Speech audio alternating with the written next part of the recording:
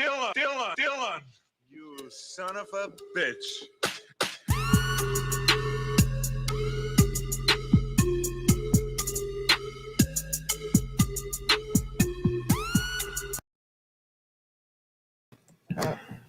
Yo, what's up, my peeps? Sorry, yeah, I know. 9:15 must be the date. Nah, I kept pushing it back. I used to call that letting the... So, sorry about that, guys. Running a little late. You guys know how I am. But, yeah, sorry I'm late. But what's up, my peeps? How are you all doing? I'm waiting for OneTwoComicTalk. But he is, as always, one of the first in the chat. What's up, man? Steven Spock. Yeah. Howdy, Captain. How are you doing, brother? Hope all is well with you. Got this dang dog itching like crazy. Always making hella noise in the background.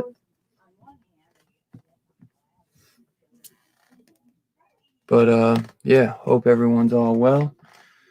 And everyone's staying safe.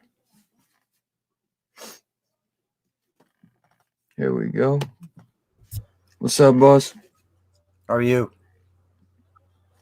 I'm alright, man. How are you? I can't complain. I hear it. Just been lazy. Yeah. Same, man. Same. Being lazy as hell. Had a badass headache this morning, so I was just kind of laying in bed being extra lazy after working a couple night shifts. That's a bummer. What's up, John? Yeah, I know. Thankfully, though, I felt a little better after I took some medicine and took like a couple-hour nap. What's up, Sam Fat? My dog. What's up, Gary? Yeah, though, man, I'm feeling better though now. Just was like, damn, dude, I gotta, I was working, so I really didn't have much time to get things ready for the interview. So I was like, dude, I gotta get everything ready today. So it's really what I was just kind of really focusing on. Yeah, I know, man. Who is it? Who the hell am I? So I'm a newbie, man. I'm a newbie. I hear that Hero and the Kid, they're like legends in the YouTube community. So yeah, they are.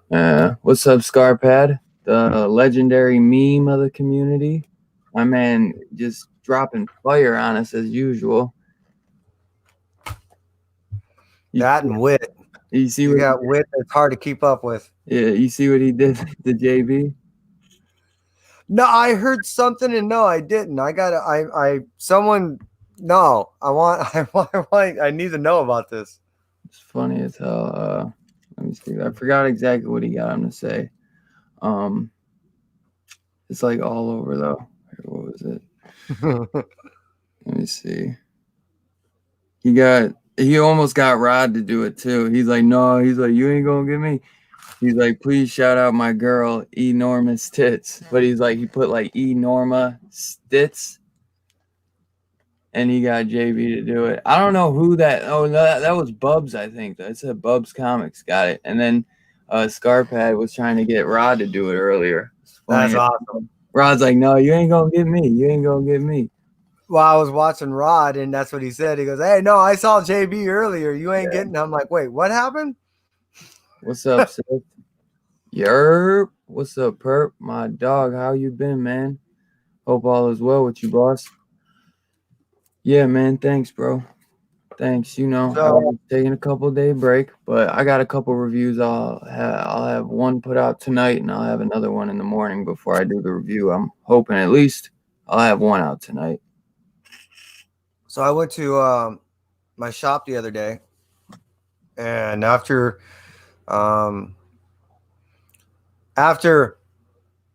going to one place, picking up a little piece of paper, to meet him at another place, to go ahead and look in the mailbox, to go into another place, to open up a little safe, to go to another place, to open up a secret door, to go to another place to pick up my comics. I'm just kidding. I actually got to meet my comic book guy, and I got to pick up a couple things. Now, I gotta get back over there, and the reason why is I got to get more issues with that Sweetheart, dude. I know you want one, and I had two other people hit me up. Yeah. Yeah. But one of the things I wanted to show you, Yeah. look what I did get. Hey. Oh, they had one of those? And guess who's getting it? Oh. You, man. This is for you, dude. I didn't want to jump to conclusions. Yeah, well, I was hoping you would say me. So yeah, I it's wanted, you. I wanted it, but I didn't want to jump to conclusions and then look like a dummy. No, that's you, man. Awesome. But I also did I've get been dying to read that. what I after talking to the shop owner and talking to him what I wanted to do. Look what else I got. Unfortunately, it took me a while to get it. Yeah. But I got me a trade paperback. Nice. Signed. Oh shit! How you get it signed? It came in the store like that? After jumping through some hoops and shit, I got one. Now they're going for, would you see them? They're going for what, $40, right? I seen them on 30. eBay. 30. Yeah, I seen them on eBay. It's sold items for as much as like 75 to $100. Yeah. I'm giving this out. Hell yeah, dude. I don't know when. More than likely it might be when I'm doing the interview with the shop owner, but this is going out to someone in the community. But yeah, I want to show you one of the things that I got you. I am looking to get another one of those sweethearts for you. Hell yeah, bro. I appreciate that. What's up, Yeah, Mark? What up, and, Comic Crazy? You know, at least I got to go do that, and then I got to pick up. I had a shipment of some bags, so I finally got me some my lights come in. Yeah, is my volume better, Mark? Because I did notice my volume was kind of loud. But Sound good to me. what's up, James? Yeah, I did have it up a little loud. I don't know. Maybe I don't know. It's weird. But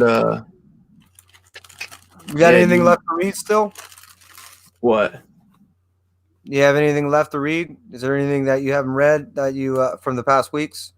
Nah, I got like one trade, and then my buddy Burns actually sent me Archangel 8 and Red Border, so I got those to read, and then Mark sent me the PDF for Woven Heart issue 6, so I can read that. But yeah, I'll be out pretty soon though. That won't last me too long. I tried to order some trades off Amazon too, like Little Bird and The Plot, but I won't get it for a couple weeks, so I was just like, screw it. So I should have ordered it like a week ago beforehand when I would have got it sooner. So yeah, I'm getting scared I'm gonna run out of stuff. But I was reading stuff on I read like the first 3 issues of Red Mother on Hoopla while I was at work. So that was cool. And yeah, I know, man. I got down to like so much. I got down to like all my stuff, man. It's crazy. Well, do what Rob and all those guys have been doing, man. Just go ahead and download the CLZ app and go through all your comics. Yeah. What's up, James Clark? Artist, how you been, boss? Hope you're feeling. I know you said you're feeling better now. I hope. My dog thought he got real sick with that corona, but he said it was just a little scare. It's just some bad flu, I'm pretty sure. So I hope you're feeling better, and glad to see you back at it, dog. Yeah, we real pumped for any new comic book day books that are coming out. Whenever that is, that we'll get them. Yeah, no doubt. It's crazy, man. It's so weird. It's so weird. Yeah, I was just talking to my my wife's father. So I was talking to my father-in-law last night. Yeah. And I had probably a 45-minute conversation about comics because he has no idea what Kai and I have been doing, how this works out, anything. He's oblivious, so I had to try to educate him the best I could. Yeah. And it was an uphill battle for me to try to get him to understand that what we do. But after telling him how, everything from AOKs to, how we take care of our stuff, he was like, wow, this sounds interesting. Yeah. Hopefully I can get him into reading comics is kind of my ultimate, that's what I was going to say. That would be awesome. It's always cool to get some new people into comics, man. So my one buddy, he was into comics. Sometimes you might see him in here, Bloody Mjolnir. I grew up Yeah. with him. It's probably like the only person I know in my that I grew up with that actually reads comics. And started off with like The Walking Dead. Like he's always been into that as a comic because he just loves the show. But once he saw what I was doing, he was like, "Damn!" He's like, "I want to check out some of that." And he loves Donny Cates. Like now he's like a super fanboy of that shit too, like I am. I don't know. He ain't as much of a fanboy as me though. You know what I'm saying? But Give it time. he loves a lot of the stuff I like too. I even got him in like because he started off with Walking Dead, but I'll be like nervous to show him indies, and he'll be like, "Dude, I fucking love this shit, bro." So it's really cool to actually have somebody from my neck of the woods like that stuff. So Now the person lives close to you. he does. He used to live real close. Not so much no more. He lives maybe like a half hour away. Not real far, but it's just I don't have a car, so it's more I gotta wait on him. But yo, I got a special guest. I told you he'd probably come by, and it looks like he had a little bit of free time to come hang out with us. The freaking one and only letterer from Mad Cave Studios, Justin Birch. What's up, boss? Hey, how's it going? Man, it's going good, man. Glad Hey, to how you have doing? you, boss. It's good to be here. It's good not to be working so that I can be here. Yeah, I know. I was like, man, they got you working overtime because you're like, I got to see what the schedule's like. Yeah, it's really weird. I've been working a lot the past couple weeks as a lot of publishers have been shutting down. A lot of indie people have been picking up the slack. Yeah, I was gonna say because it looks like the big two, they're kind of shutting it down a bit. But I was gonna say I didn't think they'd stop too much for the indie comics. I know it seems like you guys over at Mad Cave are still working, but I know you necessarily might not be doing work for Mad Cave at this moment, if you know what I'm saying. Because I remember last time we were talking, that's not what you were working on. Yeah, the last time I was in the chat, I don't know if I'm allowed to say what the Oh, publisher. that's why I was like, I didn't want to say nothing because I don't want to get you in no trouble, you know.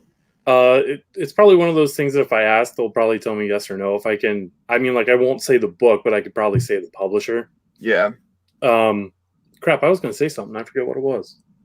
Oh, so this is the realization that I'm coming to is that what you're having is a lot of indie guys, like a lot of indie artists who have normal 9-to-5 jobs, and now that they're home, they have time to finish all of their art.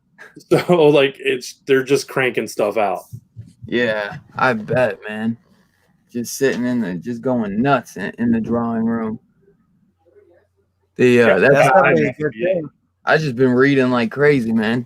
But like the last couple days though, like I should have done some reviews, and I was just so tired, man. Like even Kevin was like, man, he's like, I can just tell you've been so tired, and like, cause I did like a crap ton of reviews and live streams last week, and then I was just like, dang, I went from like going crazy last week, and then I just slowed it up. So I was like, now I got to try to find a middle in between that, it's like where I don't go too nuts, but I do enough where I don't like wear myself out. So this week, that's why I kind of took a little break because I was like, I got the interview with Mark. I don't want to be dead when I looking like a zombie when I do that. I was like, I gotta be ready for this, you know. So I was just trying to get some good rest this last day and a half because I couldn't sleep doing that third shift, man. I was waking up early, like I'd fall asleep at like 11, and I wake up at like 5 or 6. And then I just couldn't fall back to sleep. So it's like I'm getting like 5 hours each night and then working a 10.5-hour shift. So That's rough. Yeah, but it's not that bad. It's 3 days in a row, and they'll be trying to pull me in for covering shifts, and I'm like, nah. But yeah, it could be a lot worse, you know. But I get to work by myself, so it has its ups and its downs. But yeah, I'm just thankful to still be working, just trying to be safe, you know. But yeah, absolutely. Yeah, it's been weird. I mean, I've been working from home for almost 3 years. So this is all normal for me. Yeah. But my wife just started working from home maybe like 3 weeks ago, and it's so weird to have someone else in the house during the day. You got to So like you coordinate finding with her now. the way you do things at home because you're accommodating her, or is he just? I mean, It's weird in that I can walk upstairs into her office and actually have someone to talk to. That's the part that's it. I like it. It's nice because before it's just me and the dog. Like, So now I got somebody it's nice to have human interaction throughout the day. Yeah. nice. That's nice. Plus, you have a domestic consultant right there too. It's like, hey, wait. Yeah. What'd you think about that Over the Ropes, Wolf? The homie right here, you lettered Over the Ropes. I did. Yeah, man, that's one of my favorites. I might even have Jay on the show, not this week, but next week. I'm trying to line something up with him. Nice. So I love Over the Ropes, man. That book is so good. And you did Hellfighter Quinn. I did. Yeah, man, you killing it over there, bro. That did you hear when I was like after that interview with Two Brothers, I was like, dude, I want to do like a lettering class. I'm like that. It really I was like, this is awesome, dude.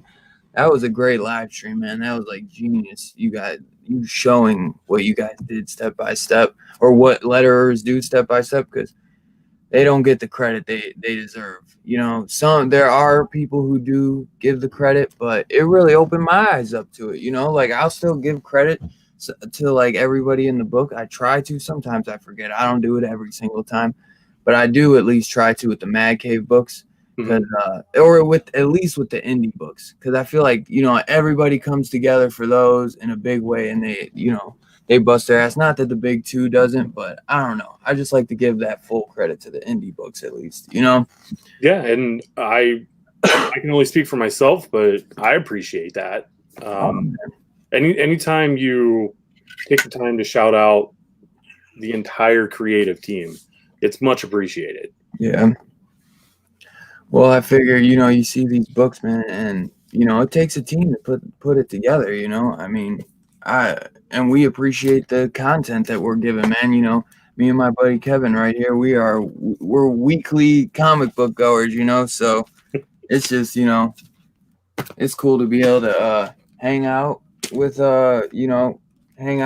And dude, I've just been loving everything that at this point I've read everything that Mad Cave has ever published except for RV9. I have the first 4 issues. I just been waiting to get issue 5. I might just read it because I'm almost out of things to read. So I might just read all 4 and then read the 5th one digitally, since my shop was supposed to order issue 5 and then it closed down. Like probably the week that I would have got it was the week that they shut down. Like the day before I would have got my books. I'm like, no. I even tried to call my shop the day before, and I was like, why didn't he answer? Did he close early? I forgot he's closed Mondays. And then like Tuesday, he let me get my books sometimes at Tuesday night so I could review my stuff Wednesday. And I was like, damn, they closed up. I think they closed up Tuesday. And I was like, dude, I was like, can I come get him still? And he's like, I didn't even get nothing together. I was like, damn, bro. Yeah, the cool thing about RV9 is once you read that, and it's written by Ben Goldsmith. Yeah, I know. That's a different writer than Yeah. So once you read the RV9 run, you can jump onto his stuff at Source Point Press, because that's like I want to say like supernatural thriller type stuff. Really? Mm-hmm. I love supernatural type stuff. That sounds like really fun. I have because I won. Remember that giveaway I won, Kevin, like months ago? The runner-up. You remember that? Yeah. The guy went through some rough times. What's up, Burns? I'm gonna actually show off some of them books you gave me in a little bit, boss. But and what Logic wins? I don't know if I ever seen you in here before. What's up, man? Appreciate you coming in, man. If you are a first-time viewer or first time hanging out in the live stream. Appreciate you coming in and hanging out with us. But yeah, so I finally got those books, and I was so happy because when I looked back and saw what they were, 2 of them were Mad Cave titles, and they were nice. like you ever heard of Comic Tom? He has like a Comic Tom mystery mail call, but he has like exclusive variants, and he did one for Show's End. But this guy, his name Indie Comic Spotlight or something, Indie Spotlight Comics, and he had a Show's End variant. Oh, nice. And there's only like 120 of these made, so Nice. I was real excited for this one. And honestly, I like this better than the Comic Tom Show's End one. This one was badass. So this one's going for like 60 on eBay too. I'm like, score, baby. I was like, that's just a good one to have in the collection because I don't get rid of my books. So it's nice, you know, and I have a lot more modern stuff. And sometimes those books don't really go up in value. It's not, I'm more of a reader though, so I don't really care. But it is nice when you like, oh, you got a little nice $60 book. It like, you know, it was $4 when it first came out. Now it's like 60. That's just, I like knowing that sometimes. But another one was RV9. Yeah, it's a good one. I think that I can't remember if that was my second or third book with them. I hear nothing but good things about it too. I just been really wanting, because I like, since I've been on the trade stuff lately, since everything's been on lockdown, I've just been like, man, I just want to binge all 5 issues. So I'm definitely gonna read it. I'm gonna have to read that issue 5 on digital or something, because I'm not gonna be able to hold out another month, because I just gotta get it done. So I keep saying I've read all the books, but it's like, oh, I've read almost every book. Like literally, I've read every series except RV9. And I say it so much that people probably are annoyed by it and think all I do is talk about Mad Cave. But dude, I've never seen a company where every single book is just amazing. You know what I'm saying? Like every single book is dope as hell in its own way. And my boys. Yeah, I'm a little upset that my interview with them hasn't gotten more views. That's just like a vain thing for me. Yeah. I didn't see. What is it up to? I'll have to look. I think it was like 110 views. Really? Mm-hmm. Man, I'm gonna have to go back and watch that thing like 10 more times. And if you guys haven't, there it is right there in the chat. Go check out my homie, Two Brothers Comics, and the interview with Justin Birch, and see how important being a letterer is in the comic book industry, man. You guys will have, if you don't already respect them like you should, you will have you will have a new fond love for your letterers. You know what I'm saying? I'm telling you, like, it really opened up my eyes big time. And that will be like, I will always shout out letterers as much as I can from this day forward. You know what I'm saying? Like, I literally, like, me and my buddy here and the kid, I know they might have bounced out, but he even said, like, it's a father and son duo.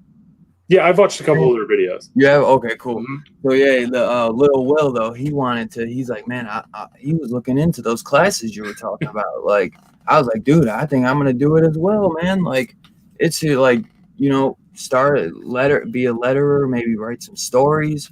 You know, because I don't know. Do you ever think about maybe writing your own comic book one day? I was gonna ask that too. Never. No. Yeah, I don't. You know. No. I didn't know if this was just kind of like a getting your foot in the door, being a letterer, or if this is just good for you. You know, because I don't know how. Like, I think I would be good with just being a letterer, but because I don't think I could write really. Like when I read something by Mark London or Jay. And then it's just like, I don't know if I could do it, but I do. Like, maybe one day I would like to try. You're totally good with it, with being a letterer. Yeah. When I first started, when I realized I wanted to work in comics, I broke down the process, like each step along the way. Yeah. And when I got to lettering, that was the spot that I felt like I could I could do the best at. That, yeah. And when you guys were breaking, sorry to interrupt. That's how I felt when I was watching your video. I was like, I think I could maybe do this, you know, just because I'm not an artist. You know, I've tried to write here and there. Not really, though. Like, if I'm being honest, I'll just write down a few plot points here and there, or just an idea that I think. But yeah, I was like, dude, because I just always have wanted to work in comics, man, or something. Open up a comic book store. But I think being a letterer would be way cooler than opening up a comic store. I don't know. Like, that's just my opinion. I don't like maybe comic store after I'm a famous letterer like Justin Birch, and then go. Let's use the term famous loosely. Well, are you allowed it as a letterer to express yourself artistically the way that you want? Meaning, are you restricted in any way from how you write, or are they giving you certain fonts, certain ways that or parameters that you're allowed to write it in? Or does it matter? That's a good question. I think it depends on the publisher and the book. So some of them might be very confined. Mm-hmm. Others might let you be a little bit looser. From my experience with Mad Cave, it's always pretty much been hey, this is what I'm thinking. Do you guys like, are you okay with this? Do you approve this? Do you dig what I'm doing?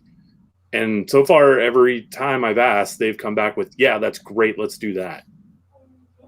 Oh, wow. So you're not asked to offer many different samples of the same, how should I say, dialogue. You're not, you just pretty much are able to say, this is kind of what I'm thinking from how things are delivered. And they're just, yeah, this is what we're looking for. There's been a few times, I can probably count on two hands, the amount of times that I've had to submit different, let's say, like balloon and font styles for the same. So I will just pick like 3 pages and just do them 3 or 4 different ways. And the publisher or writer will come back to me like, oh, we like the dialogue on page or from sample A, and we like the balloons from sample C. Can we see what they look like together? So that's cool. It has happened before, but it doesn't happen very often. No, that's cool. That basically what you're saying is more times than not, you're able to nail it the first time. That's rad. That's impressive. I've also learned to, so when you're submitting 4 samples, you do 3 really good ones and 1 just like crappy one that is not going to get picked, and the crappy one always gets picked. What? So you know to just stop submitting the crappy one. That's funny. That's awesome though, because I don't think, again, it's one of those things that I think a lot of times everyone else is overshadowed by a writer or by an artist. You know what I mean? Or sometimes they're just a cover artist and then no one looks beyond that. So I think everyone else that falls into the departments, which you end up finding out is a great deal of individuals, I think they kind of lurk. I don't even want to say lurk, but they're kind of just residing in this shadowed area of non-recognition, when they themselves can make or break any book, any story. Whenever lettering is a good example. Whenever I'm talking to a group of people who, they know what comic books are, but they don't really read them and they don't quite understand the process, I always explain to them that today, in the modern world that we live in, the comic book making process is an assembly line process. You start with the writer and move on down to the penciler and then the inker and the colorer and the letterer. Like it's an assembly line. Yeah. And I think that's something that they are shocked to hear. So and again, you're stating that you do a majority of your work from home. So it leaves the individual to assume that you're constantly in contact with people, but just virtually, right? You're just constantly sending stuff back and forth. Yeah, either via text, via email, Facebook Messenger. The lettering studio that I'm a part of, we use Slack, so we can message each other through that. There's multiple ways that I communicate with people throughout the day. Sometimes it's done by phone call, which is weird. Goddamn internet, man. Goddamn technology. You selling the hell out of me. I'm being a letterer. That's what I'm doing. I'm trying to inflate my self-worth. Self-worth. Excuse me. I know every time I have to correct. I gotta make sure I say letterer. Yeah, I feel like every time I'm almost gonna say like it's just gonna come out weird. Like I'm gonna say like letterer or something. Like, you know what I mean? Like I won't say the whole letterer. I still think I'm saying it wrong. You know what I'm saying? You're fine. You Somebody said, do you color or pencil any Justin Birch? But I know you don't use any pencil, so I just wanted to, in case they wanted to know, you know what I mean, in case because they might have missed the two brothers. I know I remember you said it's all, you know, but if you want to explain it, I don't pencil, I don't ink, I don't color. All I do are letters. That's all I really want to do. I've been very lucky in that I've been able to stay and keep busy for 3 years freelancing, just doing letters. yeah. And, you know, knock on wood, I hope to continue that. Yeah, well, I when guess you it's say good. you don't play with any inks, any pencils, any colors, I mean, you're constantly just using the same type of tool to write with. You're never adding any type of beyond palette, I should say, meaning you never do layers with other colors or something over your letter. Well, from the way the question was written, I was interpreting it like they were asking if I if I was color or pencil any. Yeah, And I think I'm just color. springboarding. I think what I'm really doing is I think I'm expanding on. Gotcha. I think I'm negating. I think what I'm doing is I'm negating the fact that that by the way you express it seems simple. I think people don't realize that even as a letterer, sometimes you're adding certain colors into a letter, or you are purposely doing. You know, you're purposely putting little, how should I say, nuances, either a color or a background to it, or being heavy. I mean, I've seen letterers be very artistic in what they do. You know what I mean? And that's what I guess what I'm saying is I don't think people realize that the art value even in that process. Yeah, it's there's little things that I do that I only I know that I do them, because if I pointed them out, I don't think it's noticeable.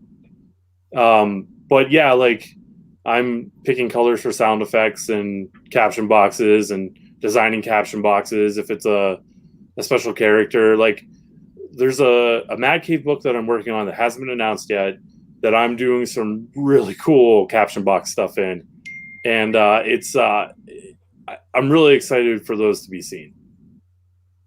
Dang. So yeah, it's stuff like that. It's a Mad Cave book too. You said, right? Yeah, this one's a Mad Cave book. It's not. Oh shit! You would have said it if you could. I'm like, I was gonna say, I hope, you know, I love who has worked on the Battle Cats books, but I know you haven't worked on one of those. So I was like, man, it would be cool just to see what you could do on it, because I love those books, man. But I love Knights of the Golden Sun and Battle Cats. It's so hard for me to really say my favorite one. It's just so hard. But I'd say like that with Honor and Curse, those are like top 3, if just tied for number 1 for me. But I would just love to see what you could do on a Battle Cats, because I've loved what you've done on Over the Ropes, and that's kind of got that little action to it. And Battle Cats, you know, it has a lot of cool action to it, you know. So I'm trying to think of the other ones that I don't know if I'd want to. Like Miguel has I know like his own world with yeah that, and I mean I could copy it, but I yeah. don't know if I could improve on it or do anything better than what he's doing. Well, I'm surprised that they actually didn't put you on Tales of Alderia, actually, but because is that the same letterer as Yeah, so I think right now there's me and Miguel, and I think we're splitting duties. Okay. Yeah, I thought it was a different letterer all like together on Tales. That's why I was asking. I'm assuming yeah, you're right. Yep. Yeah. You know what it was? I was thinking the artists. The artists are different for this one. That's what it was. Cause the artwork. I love the artwork in this one, but I love it in the first 2 volumes. The first 2 volumes is absolutely bonkers. Takes nothing away from what's done in this, because this it's just different because each issue is a different artist. It's a different creator besides Mark London and then Miguel being on the letters. It's just a different art team, which was really cool. It's just different seeing for me. So each time I see it, I'm like, damn, this is cool as hell. But the way that they flow together in those 2 volumes that are just done by one person altogether, which I think 1 or 2 issues are done by maybe 2 different people. I want to say that. I think I'm right that like issues 1 to 4 are done by a certain dude, and then issue 5 is done by somebody else, and then it continues on. But either way, you know what I'm saying. Dude, that artwork is nuts, man. Like I posted on my IG, like Kelthan, because I think Kelthan. I gotta ask Mark how you say that, because he is my favorite damn character, man. Like sticking that sword through the dragon or whatever. Oh my god, through the monster. And just how big he makes the sword look like almost like it's coming out of the damn page. I'm like, damn, bro. Like, shit was nuts. I absolutely love it. Like, speaking of Kelthan, I love it. I love it. So badass. So badass. My boy Mark, man. That one. Like, yo. Yeah, I just love the different, like the all white and all black. I know. Just a simple color background. I can look at these like all day. They're just so beautiful. It's like, it's simple, but so beautiful. So badass. Like the simple white, they're sketched color. It's different seeing them sketched like that too, but it just throw the palette orange behind it and then sketch. So badass.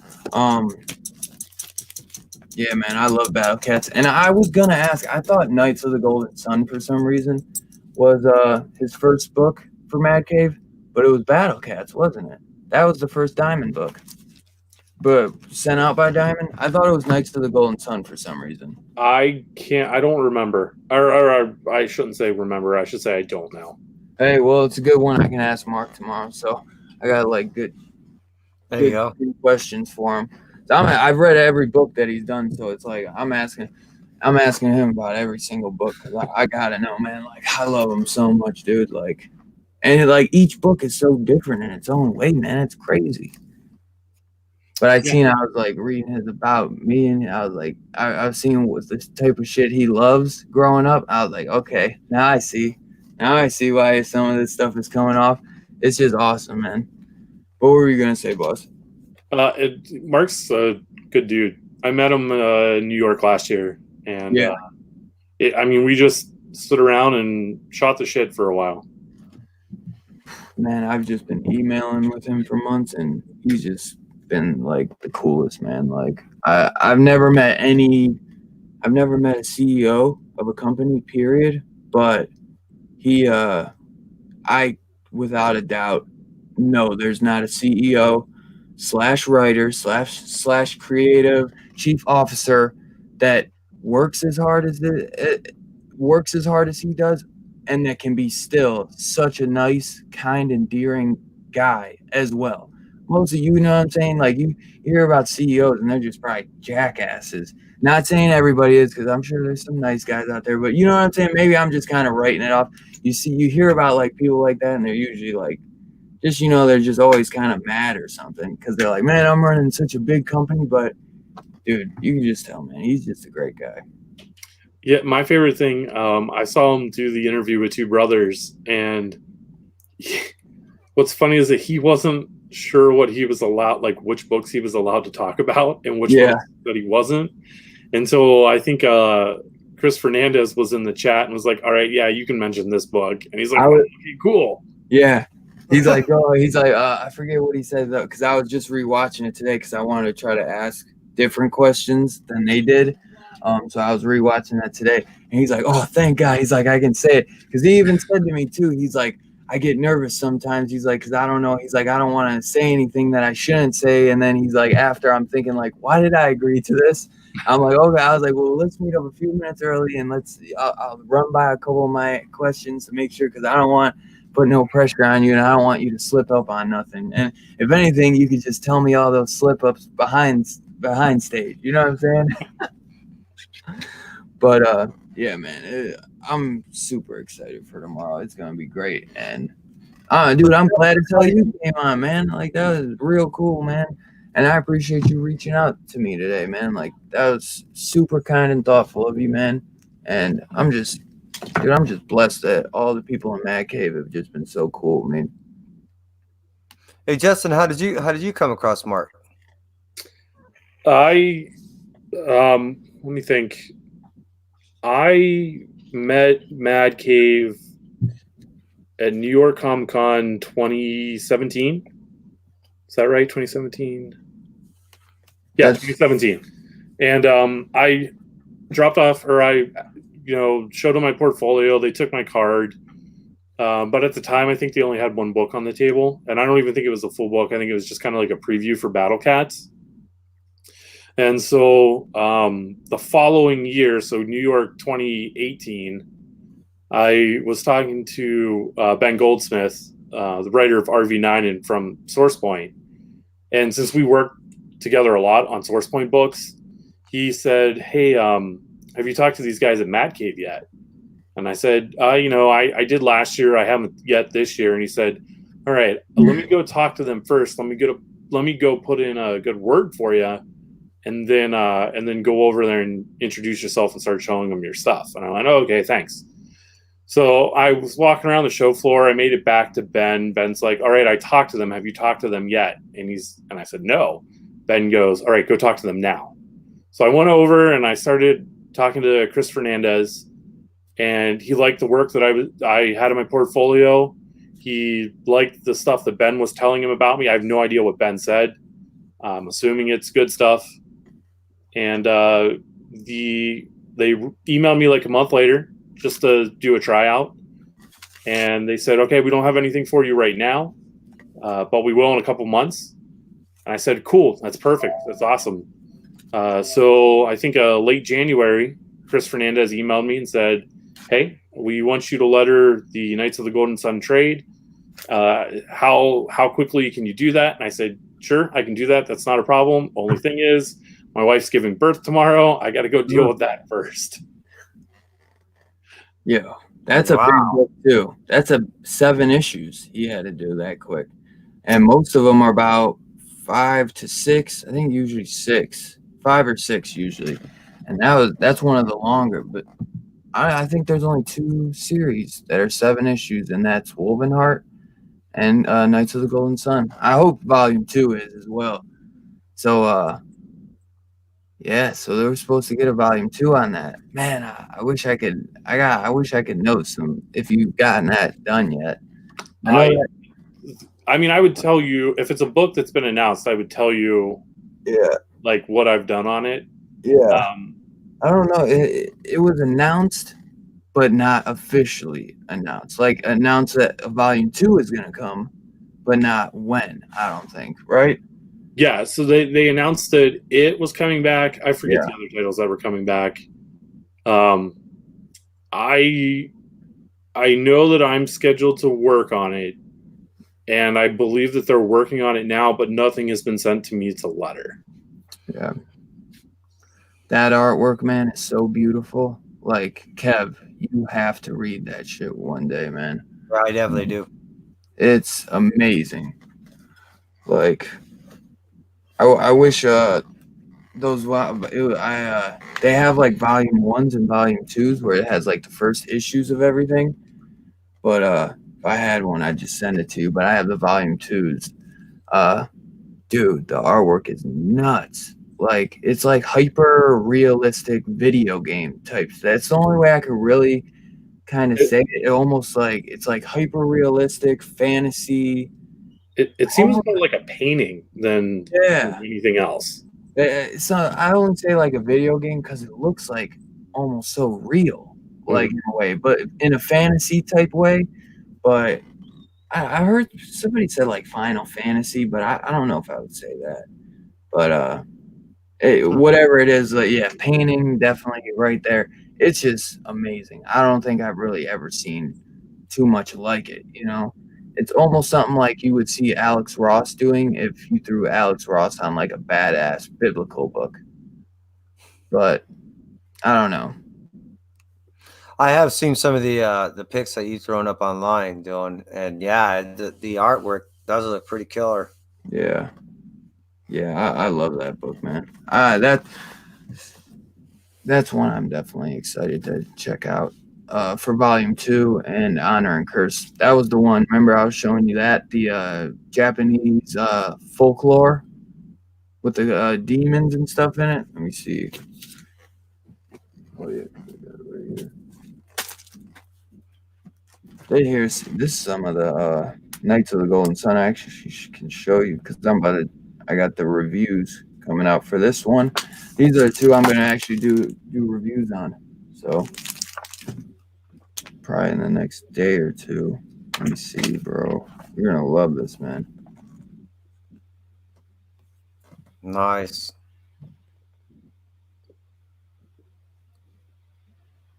And that's that 8, right? That art and the what's we call it? Archangel 8. Is that what that is? Nah, Oh, Knights of the Golden Sun. All right. yeah. Archangel 8, that's AWA. That's that right. like one that's like Punisher meets like an angel.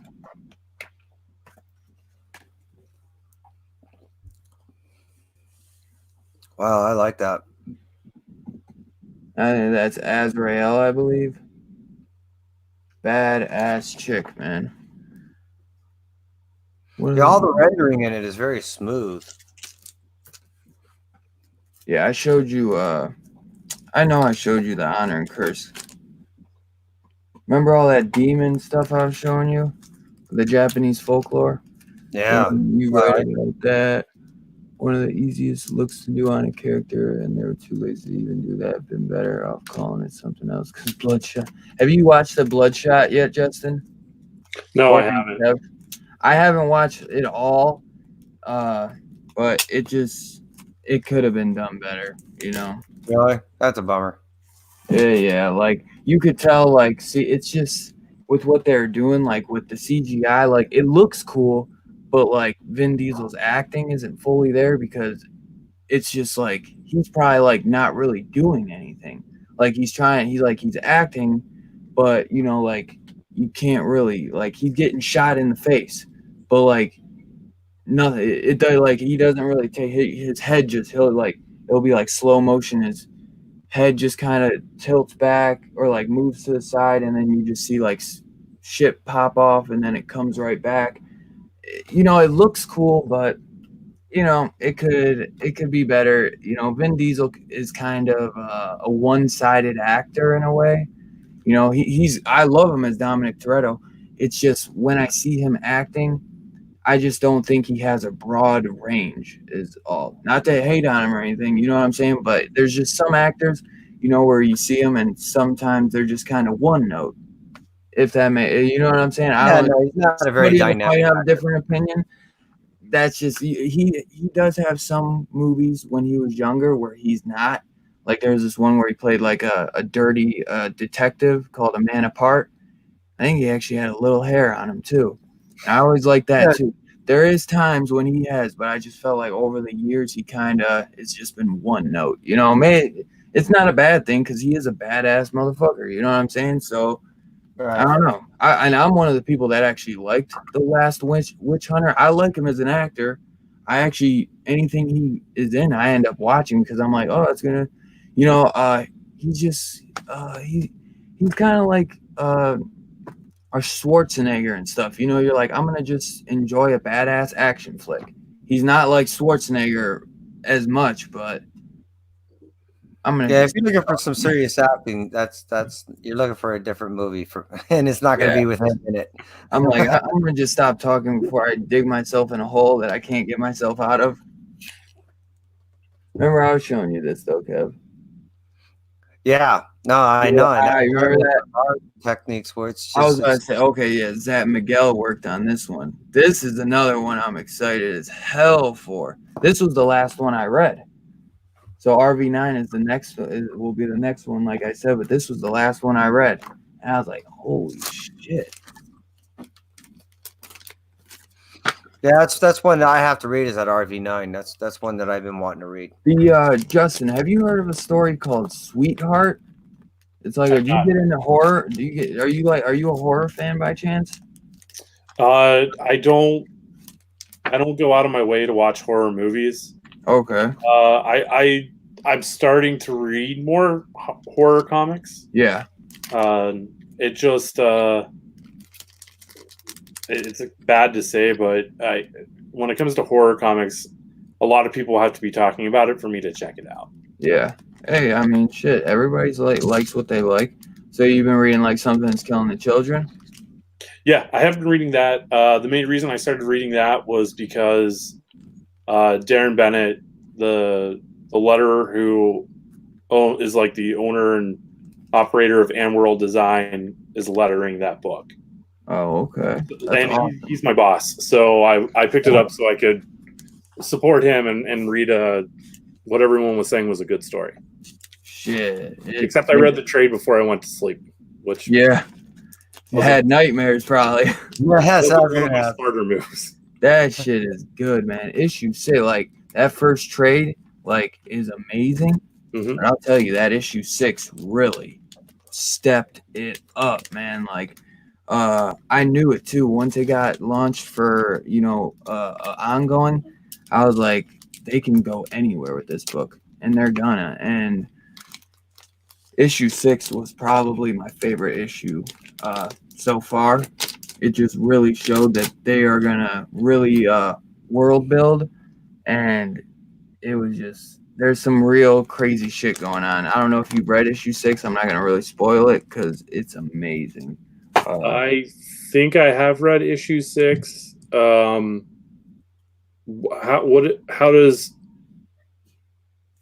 does issue 6 end? With like it's the House of Slaughter part 1. Okay. I've read it. Yeah, that shit gets crazy. I can't think of it. It's like, I almost call them a cult, but they're not. They're like the monster hunters. It's like a society. Yeah, man. They're putting orders out there, man, and I'm so like, it's gonna get crazy. This is what Dylan was talking about right here. Oh, it's an Action Lab book. Yeah. Oh yeah, I didn't even know. A guy named Dylan Gilbertson, and the idea kind of, I don't think it was initially, it kind of turned serendipitous, but the storyline is kind of like there's a entity, these monsters that live amongst regular people, and these people come to accept the fact that these things live amongst them, and when they get marked by these things, they're hunted, meaning the regular people, by these things forever. Now, the correlation, the metaphor that's been drawn with this is like for type 1 diabetics. Okay. So you constantly have to drink like the serum to keep these things at bay. And the more you drink, the less effective it becomes.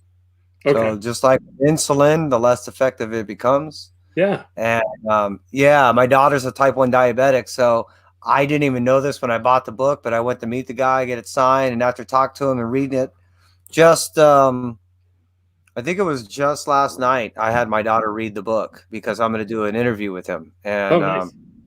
and she so after she read it, I asked her, I go, did you draw any similarities? Could you see any type of correlations?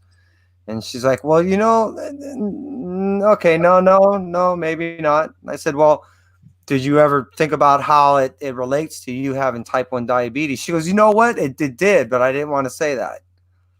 I'm going, there you go. Yeah, it's an interesting story. And Dylan is a really, well, you know how it is working with people in in the independent industry. Everyone has passion. Yeah. And being that everyone gets to work for themselves and as you well know, the industry is a small industry as it is. but it becomes more intimate when you're playing with people in the independent industry. So it's cool. It's really cool. So after speaking with them, I kind of fell in love with more of the story even more because of how it related to, my daughter. So yeah, it's a cool book. It's a cool story. Yeah, and I'm it sorry. has a lot, I think, of five issues in the series. Okay. Number 3 drops sexy next week, I think, on Comixology, which is Yeah. killing me. All I got to read was 1. I've been seeing Action Lab drop some of their books digitally first, and I mean, as long as people are buying them, why not? Right. No, I get it. You know what I mean? Especially with the independent services that are out there. These publishers, they need to keep going to be able to survive. Marvel, they'll be okay. No matter what happens, they'll be okay. Yes. Same thing with DC, regardless of what they cry about as far as their monetary situation and their placement in the world, they'll be okay. Mm-hmm. They'll still be here. Different parties may have different investments in them, but they're not going anywhere. Right. So yeah, it's your your Upshot, your Action Lab, all these other people that we as consumers, we got to make sure that we can keep one, in contact with people like you and say, how can we help out and how can we get access to this material, and then 2, executing that. I'm as you saw right there, I bought this book to give out. I already have mine. Yeah, and I saw earlier that you had a copy of Going to the Chapel. Yeah, actually, I did an interview with David Pepos, and every time I do an interview with someone, I try to obtain material of theirs, so when we do the interview, I can give it out to the community that's watching. Yeah, I read Spencer and Locke, like the volume 1, and I loved it. So every time I go to a convention and David's there, I'm like, hey man, when are we going to work together? I want to work with people I enjoy their stories, and I'm hoping if I keep pushing him, eventually he'll just cave in and I'll get to work on a book. Can I ask you to, 1, befriend me on Instagram? I'm sorry, Dylan. Befriend me on Instagram or Facebook. Artist Alley with our channel, because I'll see how I may be able to influence that. Come on now. I was just going to tell him about Artist Alley anyways. Oh, okay. Yeah. Please. Bro, yes. Come on. Yeah. Hey, you're more ahead, you might as well. You'll do it better than I will. I don't know about that. Dylan is a co-host to a show that we have on OneTwoComicTalk, and the show is called Artist Alley. The idea behind it, the whole premise, is to promote artists, creators, letterers, people like yourself to come on the show and have a separate platform that they can say, hey, look, this is what I got. Constantly dropping links, constantly, just promoting you. And that's the idea behind it. We love independent stuff. And we like hooking up individuals of like mind. You know what I mean? So, yeah, I'd love to have you, and let's see what we can do about, because I do know personally that David has like 3 projects he's working on this year. I know of one that hasn't been announced. Okay. So I don't know if I'm hoping that that's the one that I'll get, but fingers crossed. We'll see how that goes. Yeah, let's see what we can do. Yeah, but man. have you got to read Going to the Chapel yet? I have not. It's one of those things where every time I run into David at a convention, I always run into him on Sunday when he sold his last copy of his last trade, and I know I could pick it up off Amazon, but I'd rather him just get the straight $15-$20 in his pocket. Yeah. So I'll eventually when conventions start up again, because we go to a lot of the same conventions, I'm probably just going to buy Spencer and Locke 2 and Going to the Chapel. Hell yeah. Now you have me on the Spencer and Locke thing, and that's where my son has me too. And I hear good things about that one. Well, it's a Calvin and Hobbes type Yeah, situation. yeah. That's the one. I loved fucking Calvin and Hobbes growing up. Holy shit, that was so much fun. From my understanding, it's very adult and perverse version of it. Yeah, So. that's why I had to throw the F-bomb in there. You see, I am dropping them like crazy tonight. The pitch that he makes is it's Calvin and Hobbes meets Sin City. Right. Really? See, I just heard about the Calvin and Hobbes thing. That sounds dope. You know what? If you really get to hang out, you know, and in the show that we did, it didn't feel like I was able to really pull out the person that I know is David, because when you get to really sit down, and I'm sure you probably know him pretty well in the sense of you probably got to speak with him on a one-on-one level. Mm-hmm. When you do get that opportunity, you start pulling out stuff of, man, this guy's got a lot in him. He has so many stories, and he has a brilliance about a way he executes his stories that you can give him a simple story, and the way he tells it, it's so it's so vivid, it's so fun, it's vibrant. You know, I Going to the Chapel was my 2019 book of the year. And Nice. when the last like 6 or 7 panels, I was finding myself physically clapping as I was reading it. And I'm sitting there, I actually found myself looking at me going, what am I doing? It was that good. Now, everyone has different flavors, and people might not be for them, but damn, Mm-hmm. This was a great fucking story. It has to be.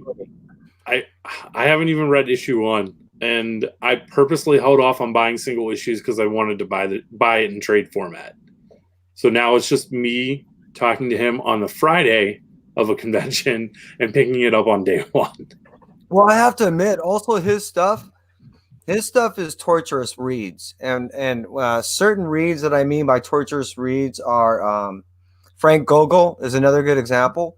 When you read an issue 1 of any of their stuff, now you're chomping on a bit for issue 2, and if you have to wait for a month, oh yeah, you're freaking.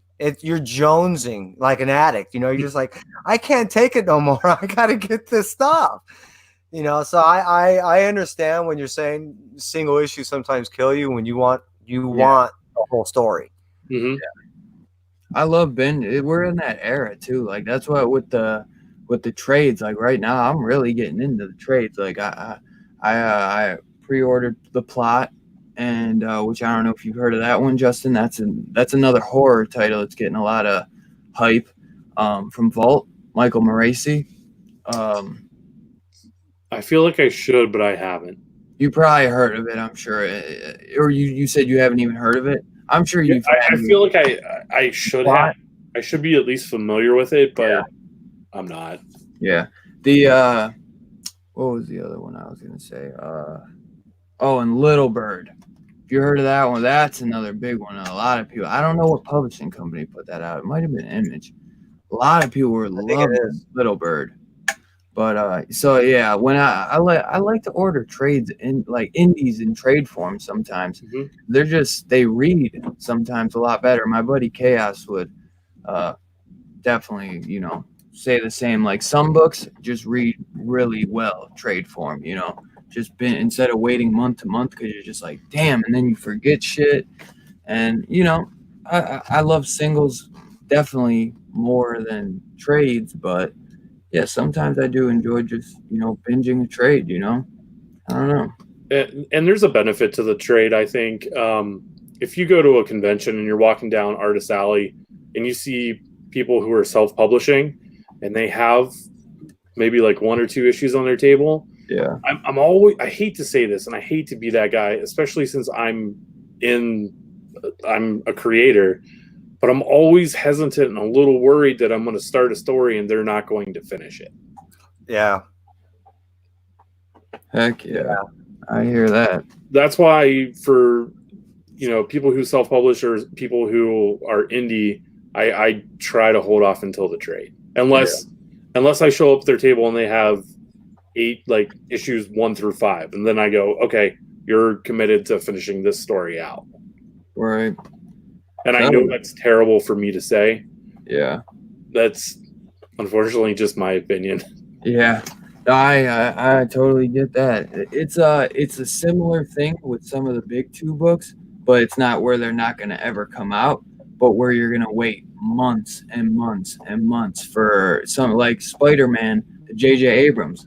I think we got issue 2 or 3 like Yeah, 3 months ago now, 3-4 months ago. Like I don't even remember. It's been a long time, and you know it's going to come out eventually. And now, by the time, what was it? Did we get in issue 3? Is it issue 4 we're waiting on? It's only supposed to be like 5 issues too. So it's like now with this, it's probably before the lockdown. It was at least 3 months since issue 3.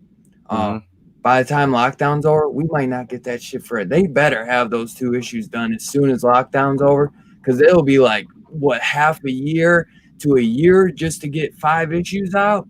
Or you know what I'm saying? Like to take a full year to get 5 issues out is that's like you're saying, that's worse than Doomsday Clock right there. You know, I was helping out a buddy and I bought a book of his, and I asked him, I go, you know, where are you at as far as being able to come out with number 2? And he said, well, you know, I'm about 2 months out. I said, cool, you know, I'll wait 3 months, knowing that it would be, you know, giving him a little more time. Yeah. That was 6 months ago. Damn. You know, so I get what you're saying, Justin. I totally do. And yeah, he knows, dude. My boy right here. He knows. From wanting to support him, it just removes my full, how should I say, investment as far as emotionally and as a reader, you know what I mean? Which is a bummer because I don't want to be there, which I know that's the point you're probably trying to make, right?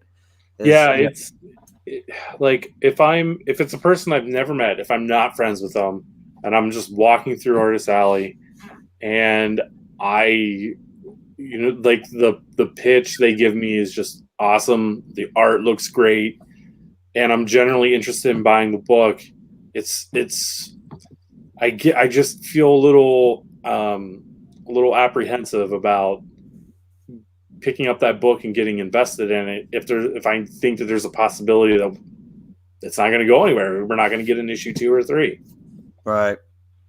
I mean, and it's a catch-22 there, even because you want to enjoy it, but the worst case scenario would be is you think it's the best thing in the world and it never got to go anywhere, but there, you know, you're like, this sucks.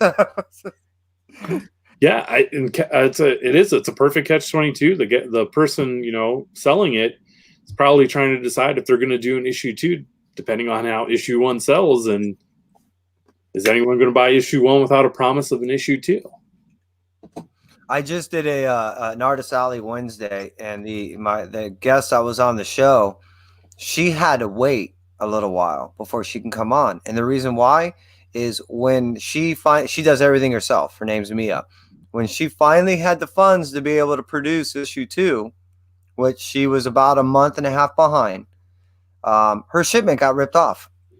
Oh, yep. Really? Remember you told me that. I forgot. She had to find the money all over again and hurry up, put a rush order in there. And when she got her order, she was slightly absent-minded just enough to not inform the printer to make it in gloss. So she received a matte colored finish that she didn't want, that she had to pay for. So I was like, hey, look, here's money. You know, please deliver me a book if you can. So she gave me a book. She gave me some stickers. She gave me some pins, you know, and I'm like, hey, I'll do what I can to kind of promote your stuff. But you know, I get what you're saying is, you know, one, you're in a tight situation. 2, you're trying to meet the demands of your readers.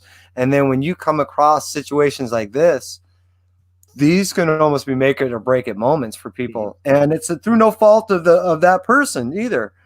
But you as a reader, you're like, this sucks because I want I'm invested now. You know, and it's difficult. The cool thing is she got some books. We got her on the show. I did a giveaway. People got her links. I can only think positive from here, you know. Yeah, I know. I wanted to try to get 2 copies of that issue 1 and 2, and I was like, I feel because she got screwed on those. Felt bad trying to, you know, ask, but that damn issue 2 cover looks so cool. I wanted to check it out, but one day we'll get there. Yeah, definitely, Dylan. As I come across this stuff, one day I'm gonna put a nice thick care package of all these people I've had on there and send that out to you. You'd be like, "Damn!" Hey, well, yeah, I'm just excited as hell to check out that Sweetheart and going to the chapel finally, man. Because I know you ain't get it yet, but I know if you have the Well, chance, you will. going to the chapel is definitely yours. I'm waiting on the Sweetheart. If I can go ahead and get that tomorrow, I'm gonna slap both those things together and throw them at you, man. You'll be digging it. That's why I said if you have the opportunity, I know you will. I was gonna ask. So did you see that Jenica 1 and 2 WonderCon variant? I was debating if we got 1 and 2 or like 1 issue 1. The only thing that was holding me from buying it is that they weren't offering a ability to reserve number 3 in advance. Yeah. If I knew I could get the whole set, I would have did it right there. Yeah. And I almost, Kai's not even listening. I was really close. I was looking into finding the Kanto skateboard because right now Kai's got an anime deck, that he likes. And I was thinking, man, if they got a Kanto skateboard for $40, I'll throw that on his wall. Yeah, 35 free shipping. That's pretty good. Well, because I was going to get the Kanto trade and issue 1 and 2, but I was debating. I was like, should I just get issue 1 and Lock and Key? But I think I'd rather have the 2 Jenicas. You seen the Lock and Key on there? And they had Transformers Terminator. The Transformers Terminator was dope. That's they had that, and they had the Judge Dredd retailer incentive sketch cover, and I was thinking, I don't have the money, but Brandon only lives. He lives in like only a couple of cities away from me. Once all this shit's done, I can get Brandon to sign all these books for me. The Spider-Man, the Judge Dredd that just came out, all this shit. So I was thinking, damn, I can get him to sign it, and then I can CBCS it and slap that fucker and throw that up there over there. Oh, life could be just Well, I didn't get those Jenica. I didn't get that retailer incentive for Jenica 1 with the claws that I really wanted. So I was like, damn, that one looks pretty cool. But I don't know. I think if I did get it, I probably because I could either see the thing is I'd have to pay shipping because it'd be like $30 or 40, 30 plus shipping or just 40 flat. I don't know. I think it was 35 flat. 35 flat free shipping, but they're $10. That's what I thought. See, if I said no, if I just got Lock and Key, Jenica, that would be 30. It wouldn't be 35. Or I would just get Transformers and Terminator on there. So it's like you buy 2, you get 1 book free. And you seen the Usagi? And I did. That's why I'm like, fuck, man. Yeah, IDW's got my number. You know that? They really do. That Terminator with the T, I think those are T800s or T1000s. I don't know what they are. They were fucking dope. I don't know, man. I'd love to get that. But I don't know. I want that Kanto sign, man. I don't know if I'll ever get I don't know if I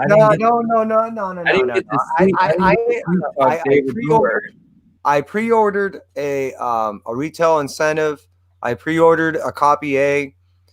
David knows that I'm going to be stalking him like a shadow and like some lurker.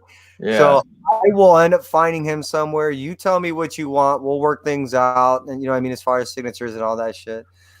So as it stands right now, I wish I need extra copies of Kanto, man. I swear, as it stands right now, like Juan Gideon is probably avoiding me because I'm always everywhere he's at. Sign this for me now.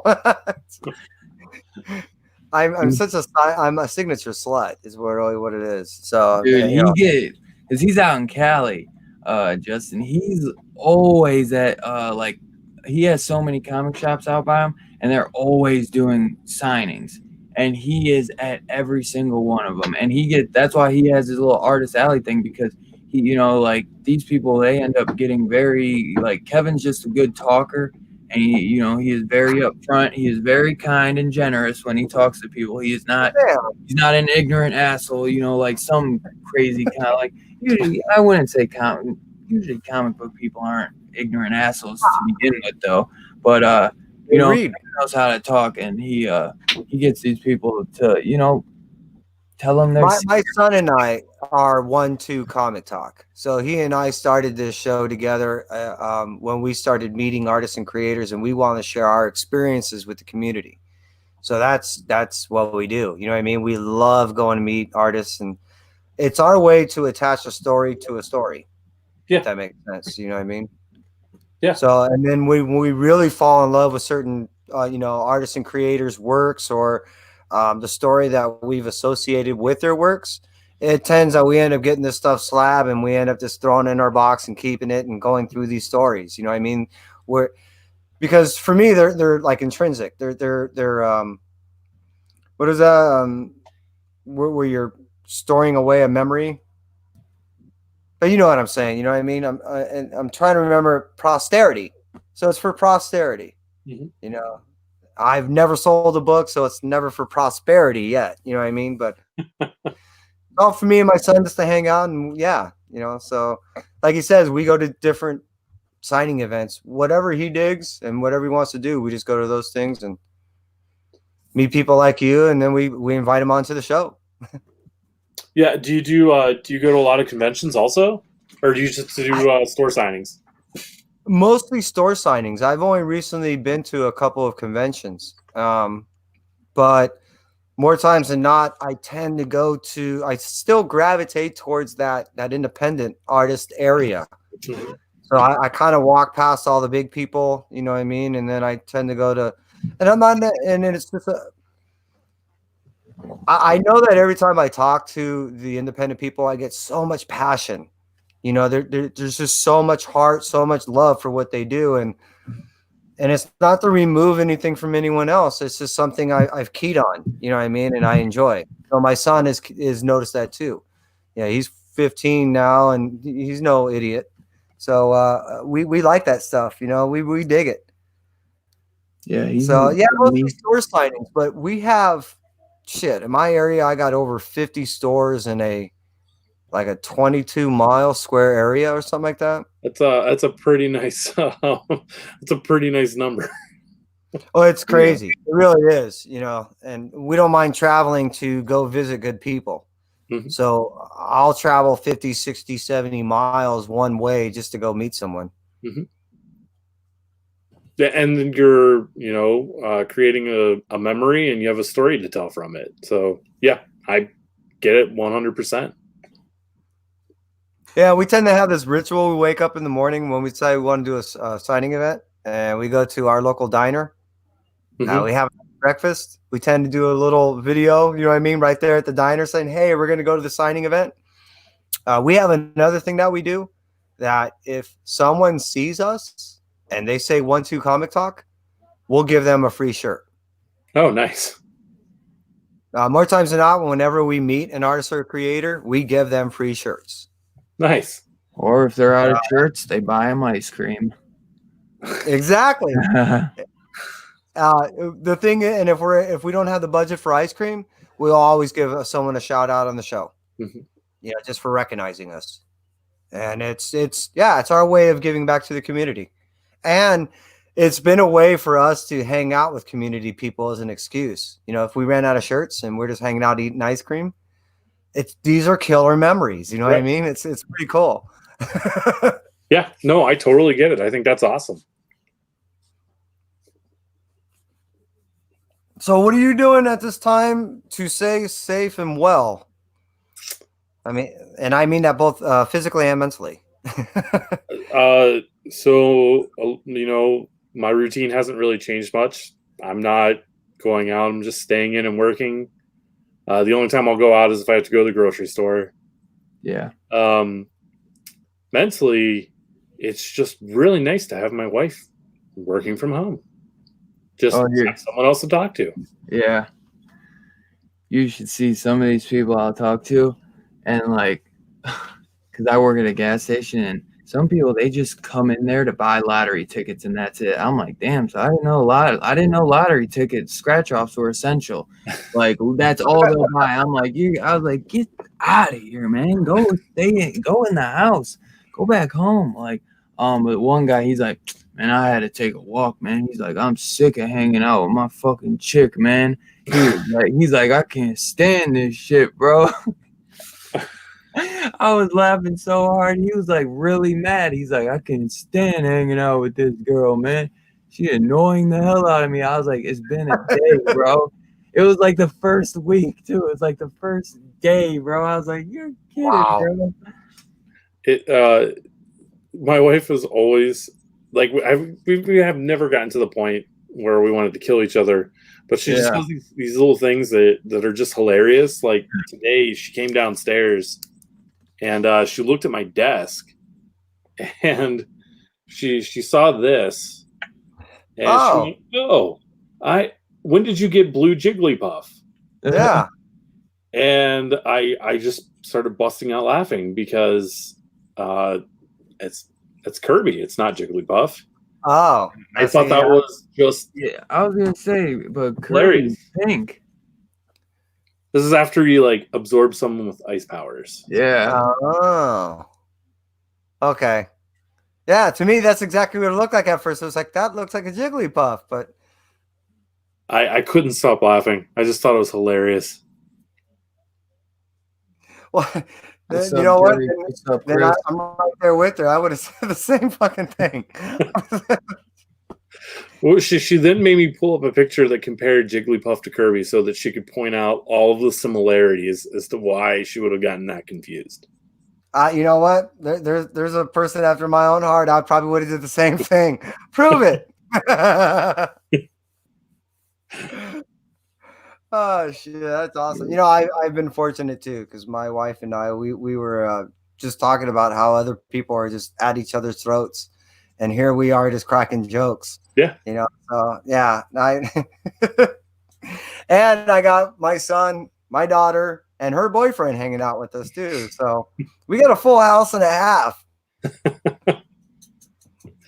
Yeah. So when I first started lettering, I would go to like every convention that was within a 4 or 5 hour drive of where I live, and 9 times out of 10 she was with me. So we would be in the car together. You know, we would drive to like Washington D.C. or Baltimore, do the convention, and then turn around and drive 4 or 5 hours back home same day. She never once complained. We always enjoyed, you know, just talking to each other, or me criticizing her musical taste, or things like that. That's awesome. Sounds like you guys got a great, you know, relationship. And it sounds, you know, what's awesome is she actually understands what it takes for you to do your work, you know, and that's, you know, when I first got together with my wife, I told her, I said, look, I'm a stagehand. She says, okay, what does that mean? I said, well, most of the people are drug addicts, alcoholics, gamblers, losers of one way or another. And any woman that stays with them over 10 years, well, that's because she's usually a alcoholic, gambler. So she's like, whoa, what are you saying? I go, look, I'm just telling you the mathematical probabilities of us being together after a certain duration of time are against us. We've been together for over 27 years and we're just, yeah, no, we're good friends. We're fine. Everyone else is fucked up. We're good. Yo, Kev, I think that's for you. And girl, $5 a day. Yeah, no, I know that. I was thinking you start reading it out loud too. Yeah, Chris, what, you think you're gonna get me? Shit. Oh, Yeah, man. not quite. You know what? If I was drinking, which I'm not yet, you notice I said yet, I might have done that one. You would have had to hit me an hour into it. Oh man. Oh, yo, but did you see I showed this? Dustin sent this to me. Oh, nice. I saw it when you showed the sticker on the back. Yeah. But I think he was like, when he was doing those IG videos showing off books at the store, he's like, I found something for you. Because I didn't get the one per store, but I was like, I actually kind of wanted this better. Yeah, I just there you the card. I wish it was the sticker. It's just the card. Oh, that sucks. I know. Let me see. Is that anyone? Yep, it's just the card. I didn't know because that's what I thought. It's just their business card. That's still cool. It's still cool. I don't know what the scanner does though. Hey, it's still cool because I'm gonna keep it taped to the back, so I know that my boy Dustin hooked me up with it. Probably Dustin found it and Nick probably purchased it. But yeah, I love this cover, man. So I didn't get, especially because I didn't get the Jenica one with the reflection of her claws. So I was like, this is dope. Like, there's some other ones. Oh, so that guy who sent me those 2 Mad Cave titles, you mentioned Source Point Press, and I was going to show you, but this is only a limited to 100 copies. Ogre 3. Really? I've never read it, but I wonder if these are one shots. Like, there's 3 one shots, or because now I want to get Ogre 1 and 2. So I think there's, is there? I can't remember if there's 2 or 3 series, but there's Ogre, and that's like maybe I'm gonna say 4 issues. This one says 3 of 3. Okay, so it's 3. And then there's Ogres, which is like season 2, I guess, or volume 2, and I'm assuming it's 3 or 4 issues. And I don't know if there's anything after that, but I know there's at least 2. Because I believe SourcePoint is another one of those companies that what they're offering right now is you can buy their stuff digitally, and then you can eventually get the hard copy. The digital purchase will give you, you can take that money and I think divide it in half. So let's say you buy for $4, you can donate $2 of that to go to what LCS of your choice. Yeah, and I know that they've been running a lot of sales on their website too. They're definitely trying to get people to buy their books. Yeah, I've been putting it up on my Facebook page. I've been every time I see SourcePoint and all their sales and IDW, I've been trying to put them up there. I think I've only read 1 book or 2 books now from SourcePoint, and they've only been by Frank Gogol. And now I got that Ogres book, The Dead End Kids. Now we're just waiting on the other one. Heroin. Yeah. You heard about that one? You've heard of Frank Gogol, I'm sure, Justin? Yeah, I've talked to him plenty of times. We've enjoyed adult beverages at bars after conventions before. Yeah. Oh, nice. Finally got it, Kev. I wanted to get what is it, 88 or 89? The Deathstroke Barrett, the Matina. Yeah. I'll never. Oh no, the Deathstroke. There's a all the way back to 86. It goes back to that Deathstroke one where he's on top of the Batmobile. Yeah, that's cover B on that one. I wish I was picking up both covers from the beginning. But if I recall, it's 92 that comes out is the exact opposite. The Matina does it where it's Batman on top of his own Batmobile, and I think it's Deathstroke driving. Damn, I should have got it then. I should have been picking up the Matinas and the A cover since the beginning.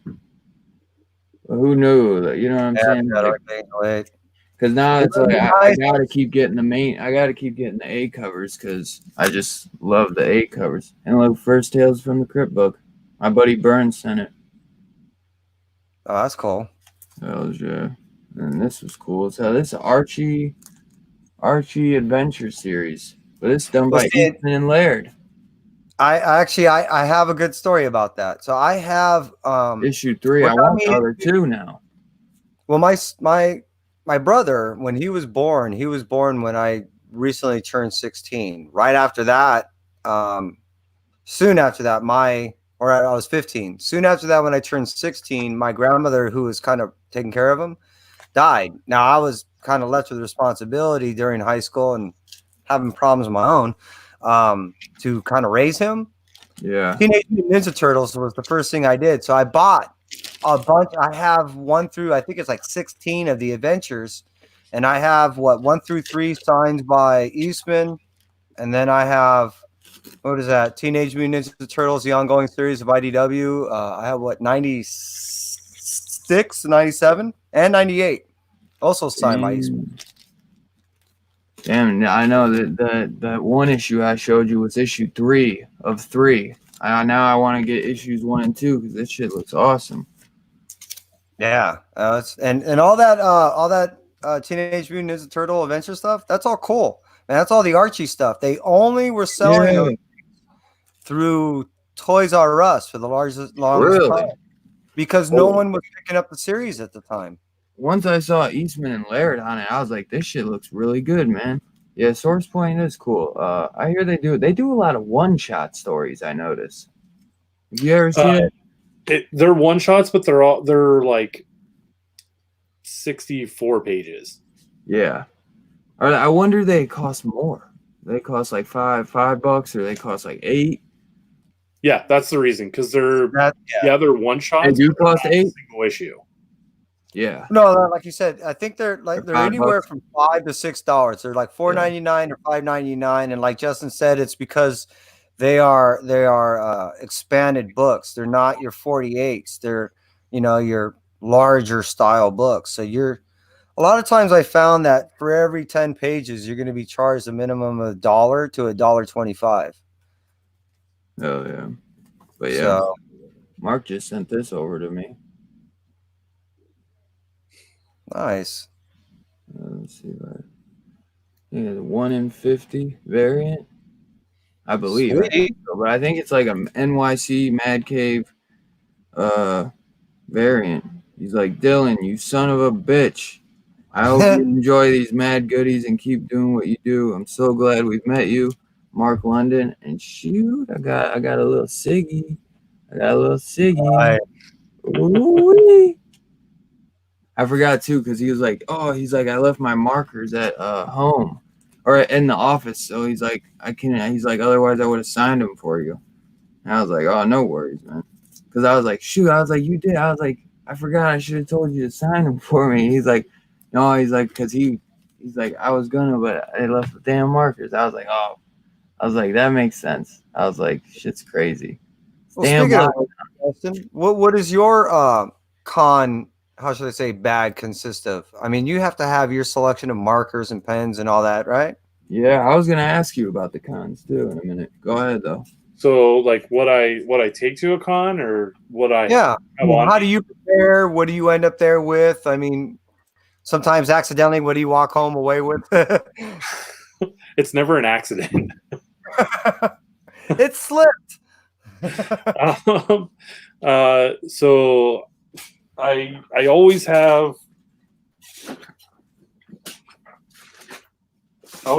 my backpack, and so I haven't fully unpacked it from C2E2. Okay. So I always have my portfolio.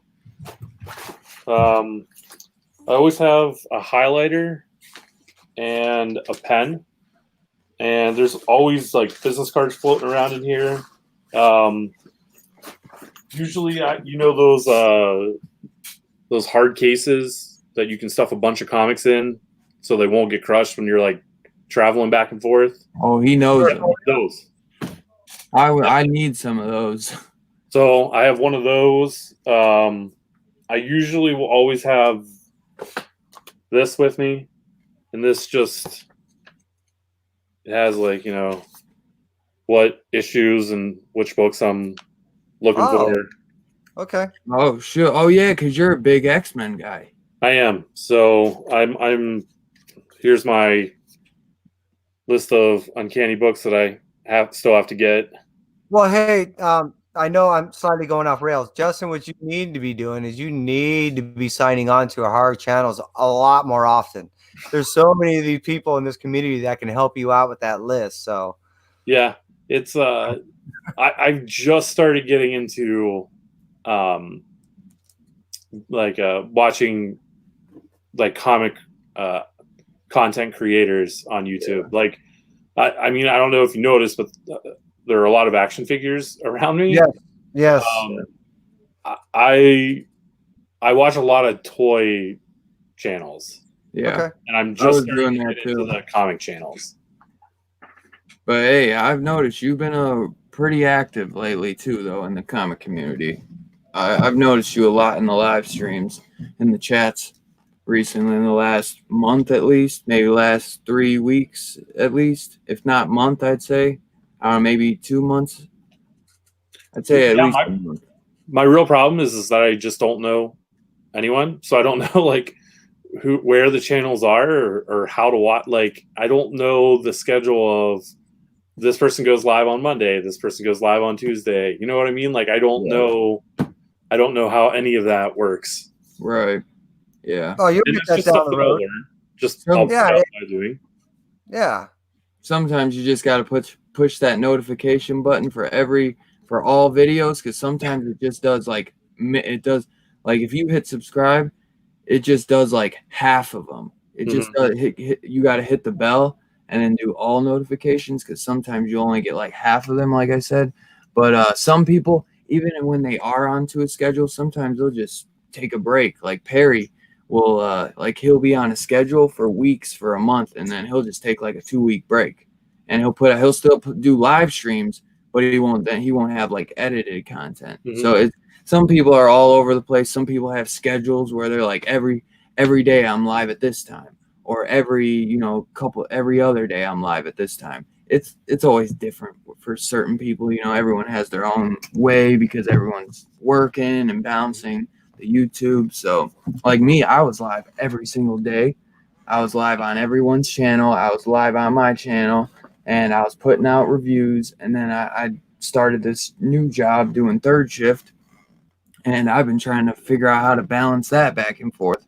So like what I'm probably trying to do is record videos on my day off and then edit them throughout the week, so that when I'm working, I can put them out those couple days that I do work. So like when I get home in the morning, I'll have the video edited, thumbnail ready to go, and I'll upload it, and then I'll pass out. You know what I'm saying? So it's I'm still figuring it out though. Like I thought last week, I was like, yeah, I think I figured it all out. I'm good. And I went too hard last week. I was going live with Kev like a crap load, and I was just super tired. And then every other show after that too. Yeah, but I'm still. Yeah, and then I didn't end up recording any videos for the week, so I screwed up. I did a live stream with two brothers on Saturday night, and I think I just sat on there and talked about toys for 4 hours, and I was surprised that you didn't pop in at any point. I was probably dead asleep Saturday. Kev, because that was the night I was gonna go live with him, and I was gonna jump in. I was actually planning to go on with them Saturday. Actually, I remember that too, because I told them send me the link, and they probably were wondering where I was at too, because I was supposed to jump in, and I was knocked the hell out. I think I texted Kev too. He was like, "You want to jump on?" I was like, "Dude, I keep passing out, bro. I can't even keep my eyes open." I gotta go back and watch that, because I would have been. Dustin and them probably didn't even know what to say. They were probably just like, okay, yeah. What was funny was I was getting on Dustin's case because he's been starting to buy pops. Yeah. And I have a few pops, but I'm not really into them. Yeah. So I was just like making fun of him the whole time for it. Just like, I'm like, Funkos, like that's the lowest form of collecting. What are you doing? Like, and they're like, you're just lucky Dylan's not here. I know it is though, because man, that I did it because I just broke as hell, and I was like, it's something to collect, because I'd rather have a wall full of Marvel Legends. That's why I was like, damn, Justin, you got a dope ass background. But it was just like they're cheaper, and I've actually been stopped collecting them though. I just still have the collection, but I'm actually starting to sell a lot of them off. I'll buy a few here and there. Like they got the kid. I don't know if you don't like horror, so there's this movie Killer Clowns from Outer Space. Like I pre-ordered those. You heard of that one? Yeah. So in Pittsburgh, there's an amusement park, and they open it up in the month of October. Like it's only normally open from like Memorial Day to Labor Day. Yeah. But they open it up in the month of October, have all the rides open, but just turn off all the lights. Yeah. Oh yeah. If you go to like certain areas of the park, they're playing horror movies, and one of the lines that we got in, it was a really long line, but it was next to an area where they were playing a movie, and the movie they were playing was Killer Clowns from Outer Space. I love that movie, man. So when I was like 3 years old, man, I rented that from the theater, and I would be from the movie store, and I'd be watching it all by myself in the pitch black room. My mom was like, "How that like all black room?" Me just sitting at the edge of the bed watching it. She could not believe it. But I just love the way, like, because this one doesn't like look as much like a regular pop. Like I don't like the ones, like they have no mouth or anything. It's just a plain. Like this one actually does. Like say like this one, you see like it's just the eyes, and the beak nose, but no mouth. See, I'm like falling. I'm not getting them anymore. But if they got like the clowns, I was like, holy shit, they did these on point. So I was like, I'm getting all of these. But yeah, I got the Mandalorian ones, and I haven't really bought any since though. Yeah, I try to stay. I've been lucky. I've stayed away from those things. Now my brother, on the other hand, he got his whole wall is just Hercules. I love this. Is the only Marvel Legends I have. I have a few Black Series Star Wars. So I have one pop on my desk. Ooh. And Look at the reason I have it is because my daughter's name is Gwen. Oh, I got you. I named her after Spider-Gwen. So is that glow in the dark? It's not. No, it doesn't. Yeah.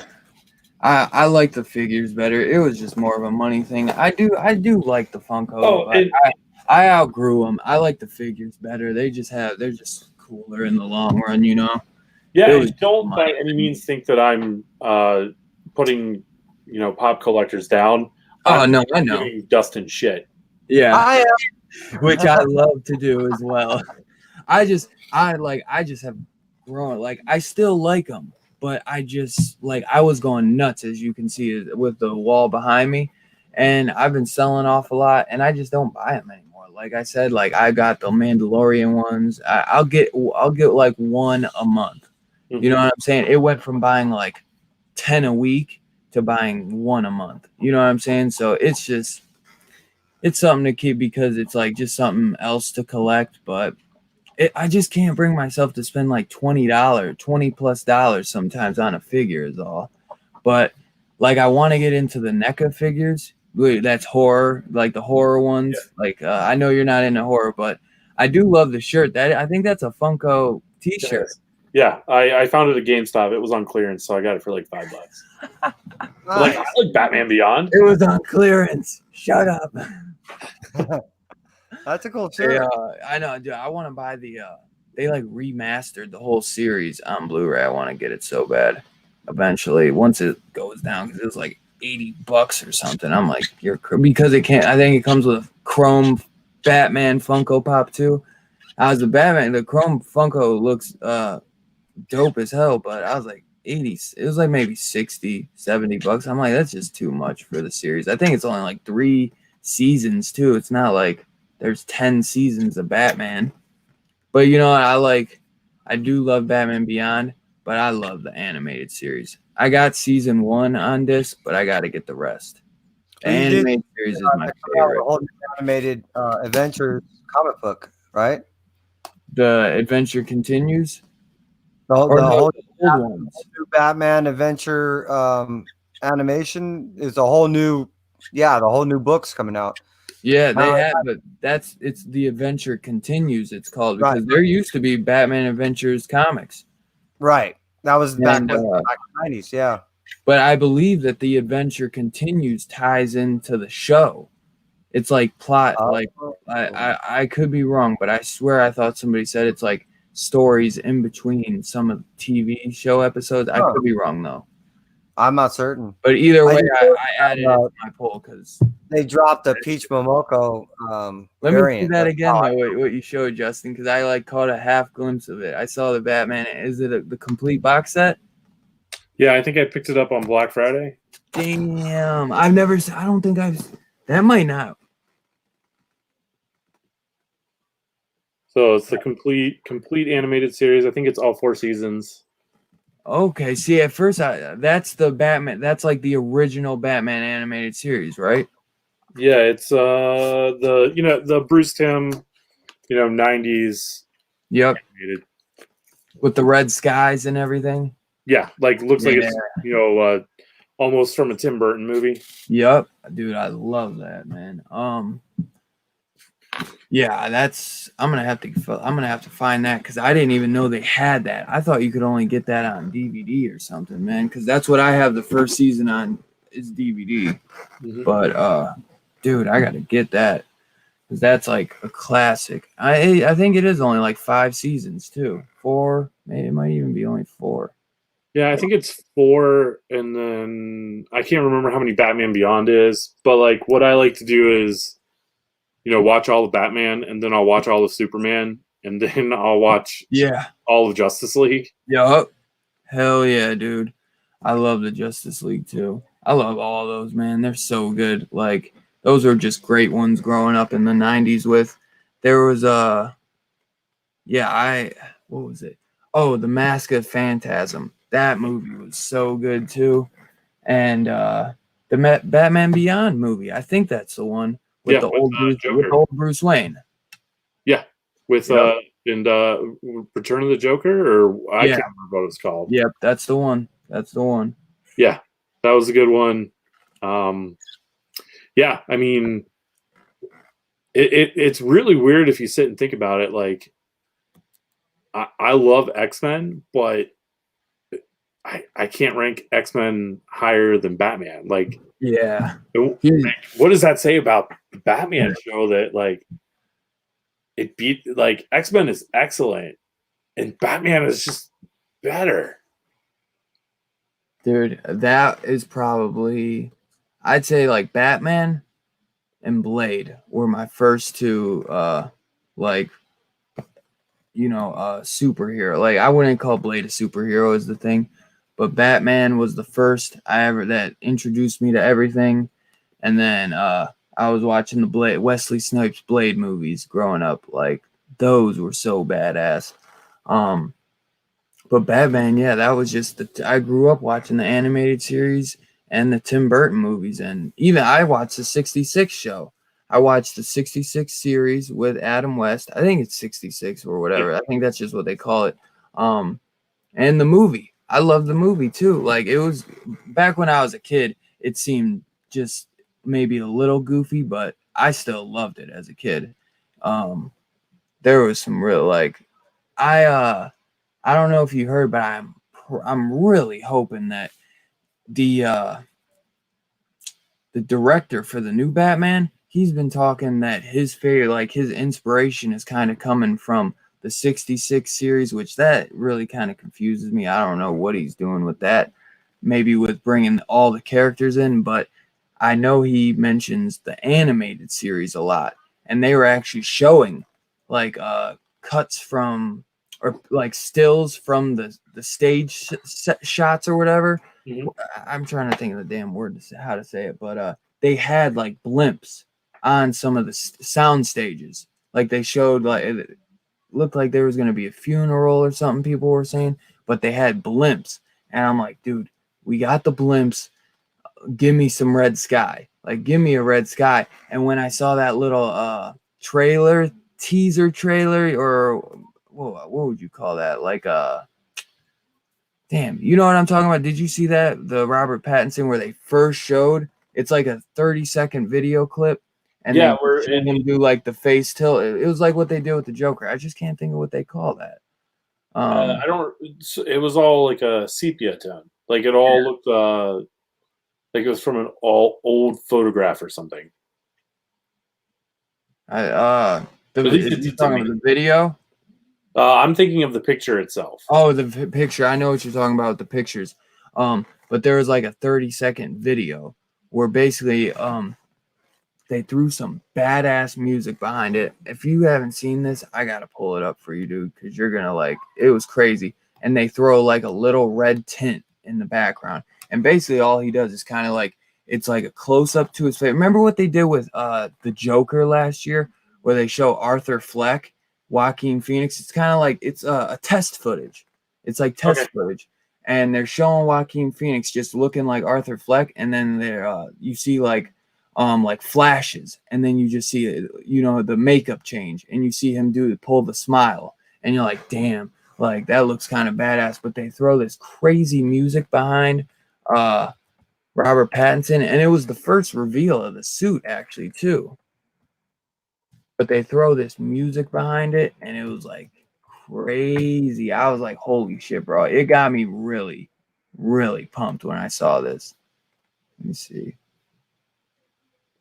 This will actually like, but they actually threw the red behind it, and I was like, come on, man, come on, please give me, because that's what I'm thinking. It's gonna be like Arkham Asylum game mixed with the animated series. Because it seems like this new director, he's trying to stretch the boundaries and do something different. Because I know a lot of people were hating on Robert Pattinson, but the man can act.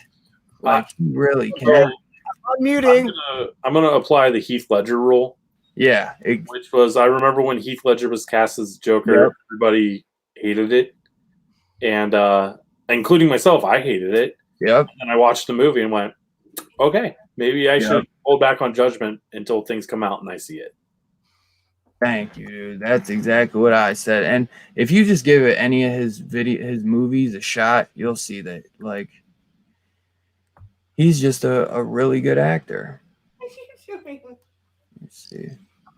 Oh, it's your Yeah, I've always loved almost every performance in almost every movie I've ever watched him in.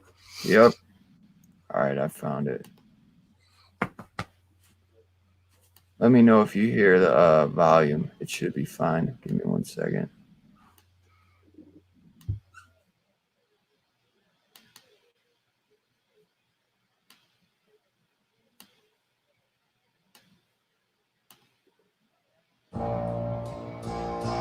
You hear the volume? Yep. Yeah. This is that music I was telling you about. Oh, please tell me it's right.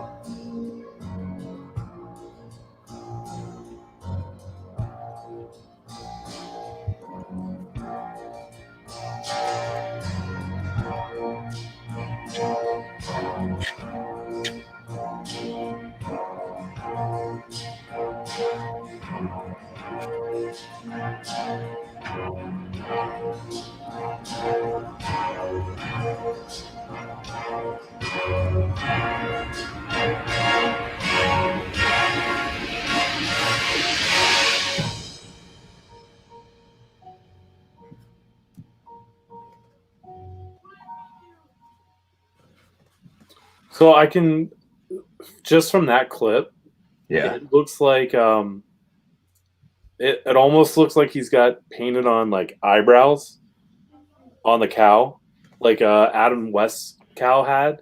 But I know that's just the lighting. I don't expect them to actually paint on eyebrows. Right. Yeah, the cow people, I think he was getting a little shit about the cow because the cow kind of looks like leather, and then the suit looks more high-techy in a way, or kind of looks like, I don't know how to say it, but it's like a thicker, it doesn't look like leather. Mm-hmm. I don't know, like you see the metallic bat symbol, which looks really cool, but I don't know, like the damn music was crazy to me. That's just what really, like, it just seems more dark. It has a darkness to it, and that's what I think we're gonna get is more like a dark Batman, which is what I want, man, because it's like in the comics, like they're scared shitless of Batman. Like the villains are supposed to be scared, and that, like, Nolan was the only one who really kind of, well, Tim Burton did it a little bit, but like Nolan with I think it was the Dark Knight. They're like, when the villains are like, no, bro, like I ain't going out. Like when they see that symbol, they're like, screw this, bro. I ain't doing shit. We staying in tonight. I want to see Batman kind of be the bad guy in a way, like where he looks like the bad guy, but like, he's doing good, but they really look at him as a vigilante, and like the police hate him, at least in the beginning. Maybe like, work up to it where then eventually he starts working with the cops a little bit, but I want them to really like hunt him and think he is the bad guy. I think that would be kind of cool to see them like really, like where it's not like where he's fighting the villains, but he almost gets hunted by the cops, just like, gets harassed by the cops as much, if that makes sense. Yo, what's up? What's up, Z? That is the premise of the original story of Batman. Is that it's this dark Yeah. menacing vigilante, not menacing just to the criminals and crooks out there, but even law enforcement don't know how to take him. You know what I mean? They're even pursuing to stop him because, as far as they're concerned, he's just as nuts as the Joker. It's you know what I mean. He just says that he's doing things for the right reason, but Well, at first too, it's supposed to be like the Long Halloween. They're supposed to incorporate like the Long Halloween, maybe Batman animated series. Like you saw the little red tint in the background. That doesn't mean anything, but when I saw that, I was like, you've never seen any red in the background in any of these live action movies. So I was like, maybe we're getting a little test of what we're gonna see. And I really hope that they throw that in there because that shit could be really dope. And me, because I've been conditioned to respond this way, whenever I see red and Batman associated together, I always think Azrael. So I know I have a high doubt that Azrael is going to be in this movie, but that's what screwed me up. Is that was the first thing I thought. I'm like, maybe wait, eventually. But another thing too, it's supposed to be like year 2. I think it's not going to be like a origin story where I don't believe it's supposed to be an origin. I believe they were saying it was going to be like a year 2 because we've seen an origin story before, We've seen all of them. Exactly. So I think they're going to do like this is going to be more of a year 2 where he's kind of like he's still young, but he's still like he's a little bit more aware than as if he was a rookie. He still ain't fully there, but I think it would be cool to see. I want to see the darkness, man. I want to see some darkness with this shit. I don't know. I think. See now, and remember, I'm only a few days away from turning 51. So what I'm speaking of from two minds. So first, I'm going to tell you of my old mind. I'm ready for something hardcore and dark. I'm ready for a Joker style Batman. You know what I mean? Give me the R-rated hardcore Batman. Yeah. But at the same point, we both know if we're talking money, the money that they generated back in 1989 off of that Batman was more demographic friendly. You can bring a 13-year-old kid in there and not worry about him freaking out. Mm-hmm. Whereas those were dark too, man. Those were dark. They weren't rated R. They weren't rated R, were they? They were not rated R. But they were dark. I remember those were fucking creepy when I was a kid. Like those were. And what it was the way it was shot. The atmosphere of that movie. Right. Exactly. Yeah. So the second one was creepier, but the first one was still creepy as shit. Well, again, you look at the actors, you look at the directors, you look at a big thing is, and I'm biased, but at the same point, you'll get my point when I describe it. Is lighting. Yeah, you can do a lot with lighting. You can set up a lot with lighting. You know what I mean? Because if you see little movements in the dark areas, or you just kind of fog it out and you have all this darkness going on, you can set up a lot of suspense, which now you're creating all this in your mind. So yes, the 89 movie was a lot of killer lighting, decent acting, really good. As far as the shots were concerned, the shots were cool. Those shots were really fucking cool. So it wasn't something that was a rated R, but it created enough suspense and enough, almost shit in your pants if you're a kid. You know what I mean? Yeah. Oh, yeah. But there's definitely a difference between the two. And I think they know they can make the money off the rated R now, which back then they probably couldn't. Yeah. Nowadays, I think, like what you're saying, they could bring in a hardcore rated R version of Batman, and I believe it would sell. I believe there's enough people out there that, like you, would go to a movie and pay for it. Oh yeah. I know I would. You know me, I'm not a major DC fan, but at the same point, you know what I look for. I'm looking for a nice, passionate story. So, so you get that with DC. When what Joker smiles, dude, that was fucking killer. Mm-hmm. This Joker Harley Quinn, this new Joker Harley Quinn insane asylum journal thing that's about to come out in 3 months if we weren't in this situation. The criminal That one sanity. looked fucking gnarly. That one shot Sanity, right? Batman Smile Killer. Killer Smile. No, Smile Killer. Batman. Oh, It's a yeah. one shot Smile Killer. That Killer looks cool. Smile. So, I like these stories, and if they were to do that as a movie, fuck yeah, I'd buy into that. That's what I want to see. Justin, I was gonna ask, what do you want to see out the Batman movie? If you had like any preference, or is there anything like specific you're like thinking like wanting to see like out of a new Batman series movie, since we've gotten a few already? I would just hope that they pick a villain that we haven't seen on the big screen yet. Yeah. That's my only hope. Well, it's looking like we might get like a group of them, man, because it's looking like they're casting a lot of his villains.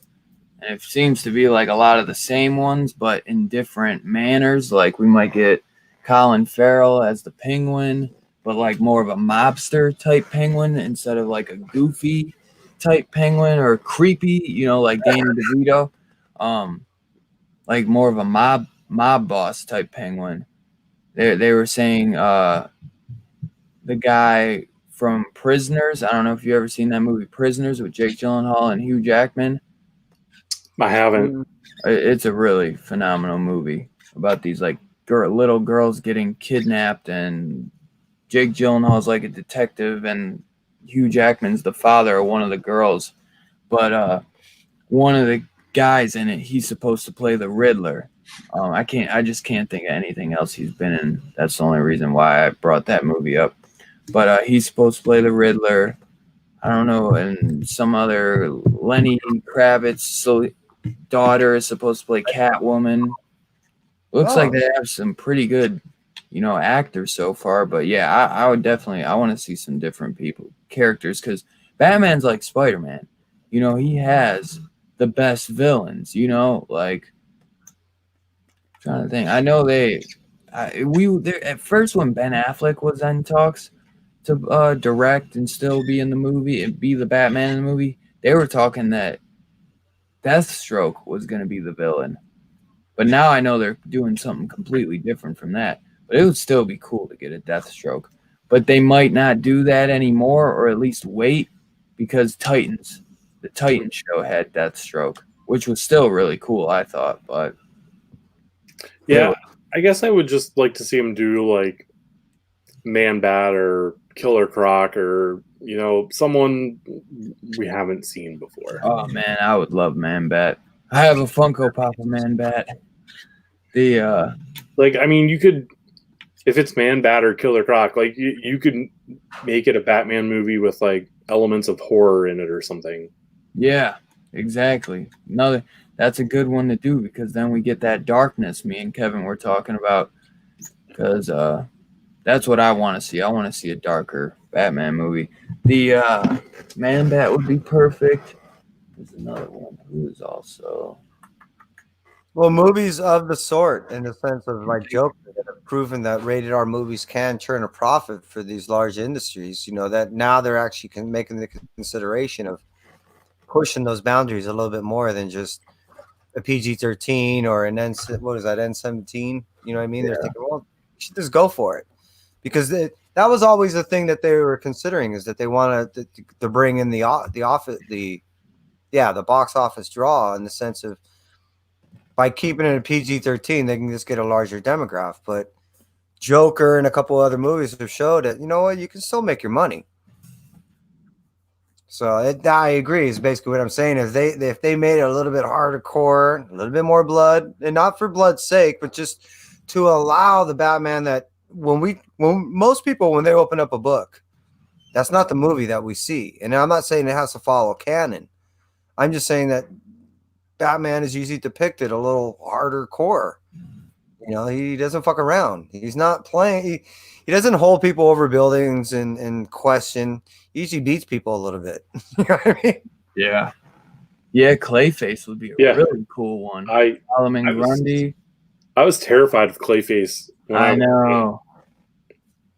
Clayface is from the awesome. animated That show. one never. Such a badass. Yeah, that's another one we've never seen before. I'd like to see. We got the Arnold Schwarzenegger, Mr. Freeze. I don't know if that's what you meant by Mr. Frost. Another good horror, unless there might be a character called Mr. Frost, which I feel like there is, and I just can't remember him. I think But if they did less campy versions of what we see, you know what I mean? They don't. you can do an evil version of Mr. Freeze. And that's my point. Is you don't have to be the campy version dropping all these stupid one-liners. You can make it to where a one-liner that's dropped scares you. Not make you laugh, but goes, oh fuck. You know, I mean, this guy's a nut. Yeah. You know, that's what I want. Exactly. I think with Freeze, he is the villain who you're most sympathetic with. Like I think that you could definitely have a type of story where you're secretly pulling for him, even though you know he's the bad guy. Yeah.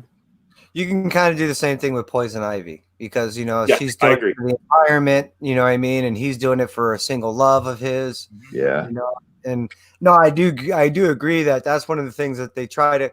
If you ever notice that one of the things they try to do with Batman is they always try to rehumanize characters.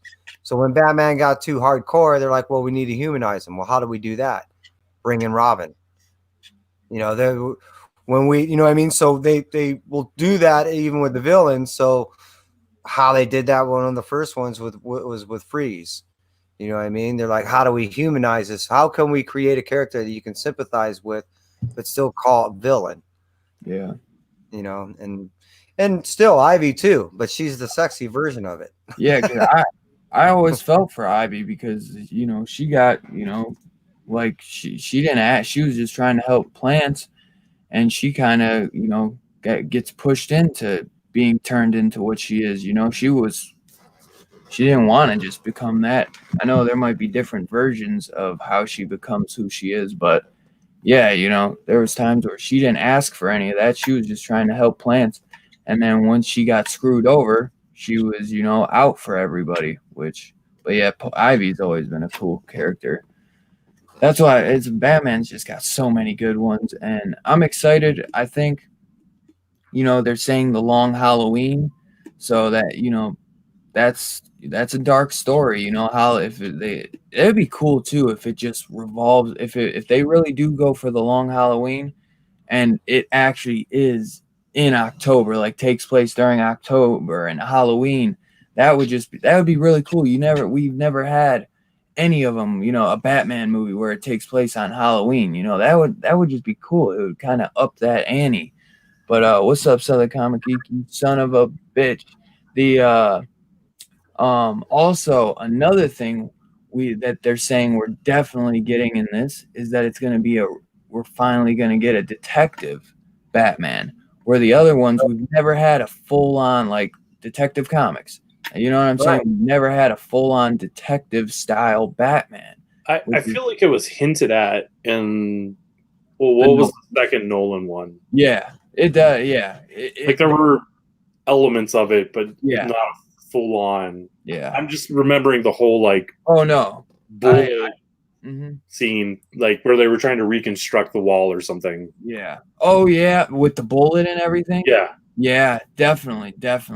There was right, and that's another thing it's lost amongst all the generations of Batman that have come out. And what I mean by that is, more times than not, when you ask a person that is even somewhat educated in Batman, they're like, okay, so what's kind of the premise? Oh, well, a boy's father or family, is pretty much murdered in front of him and he seeks vengeance. That is usually what an average person will say. But that's not essentially really what it is. If you think about it, his whole goal was to solve the crime of who killed. So throughout his life, really, he was a detective first and then a vigilante second. But I'm agreeing with what you guys are saying. That's not how the depiction is usually done, even most modern day comics and or even in the movies. That's not something that's pressed upon. Is this is an individual that's using their intellect to go ahead and solve these situations, along with the fact that he's using attributes of, certain physicalities that he may hold, but all these other neat little devices because of the, the ability to kind of even chess match, knowing that he's going to come across certain situations. Everything is already in his utility belt for that. You know what I mean? But those things are usually not stress. We usually just get the hardcore, I'm just going to beat the hell out of you and I'm going to seek vengeance. And here we go. Well, it's because it's not flashy. Sure. No, I agree. No, I really do. And again, I know what I'm doing is I'm showing my age. Because what I'm really stating is a lot of story, right? Mm-hmm. So you don't get a lot of that until you're heavily invested in story. So... And this coming from a person that's really not that educated. I mean, I am always telling Dylan I'm not really big on the storyline of Batman, though I am understanding of the overall history and a present storyline that it has come to be, if that makes sense. Mm-hmm. Yeah. I'm old. Yeah. He likes team books. He likes indies and team books. Exactly. Batman. Like give him Batman and the Outsiders, and he knows everything. But kind of everywhere, you know what I mean? When they associate like the detective stuff too, I feel like because they always point at like the Sherlock Holmes style detective. You know what I'm saying? Like, which I love those Robert Downey Jr. Sherlock Holmes movies, but because that's kind of where Batman, the detective comics came from, like a vigilante style Sherlock Holmesy style stories, I love that too, because I just love detective stories, like True Detective season 1 is amazing. I don't know if you've ever seen that, Justin or Kevin. Matthew McConaughey and Woody Harrelson on HBO. It's amazing. I highly recommend. If you're into detective stories, man, check that out, Justin. It's really good. I'm really bad about watching TV. Yeah. I'm late. I've been through. The only thing that I'm making a point to watch as it comes out is season 2 of I don't know if you guys are watching it or interested, but season 2 of Dark Side of the Ring just started a couple weeks ago. So I don't know if I've heard of that. What channel does that air on? It airs on Vice, but you can watch them on YouTube. Yeah. What's it about? Yeah. Just like the not so great stories in the wrestling world. Like Dark Sides of the Ring. Gotcha. Yeah. So I'm like picturing horror and I'm like, oh no. The Ring. So season 2 started out with a 2-part episode on the Chris Benoit double murder suicide. Wow. Which was that's pretty heavy. Jay is all up in that. Yeah, it was rough. Wow. Because I know Jay is just a huge wrestling fan, obviously with Over the Ropes, but I just don't watch wrestling anymore. I could get into that though. I might have to check that out because I'm a 90s and early 2000s like wrestling fan. Mm-hmm. I grew out of that and it just got wacky over the years. And like once The Miz came into play, even though he actually went to the high school my mom went to.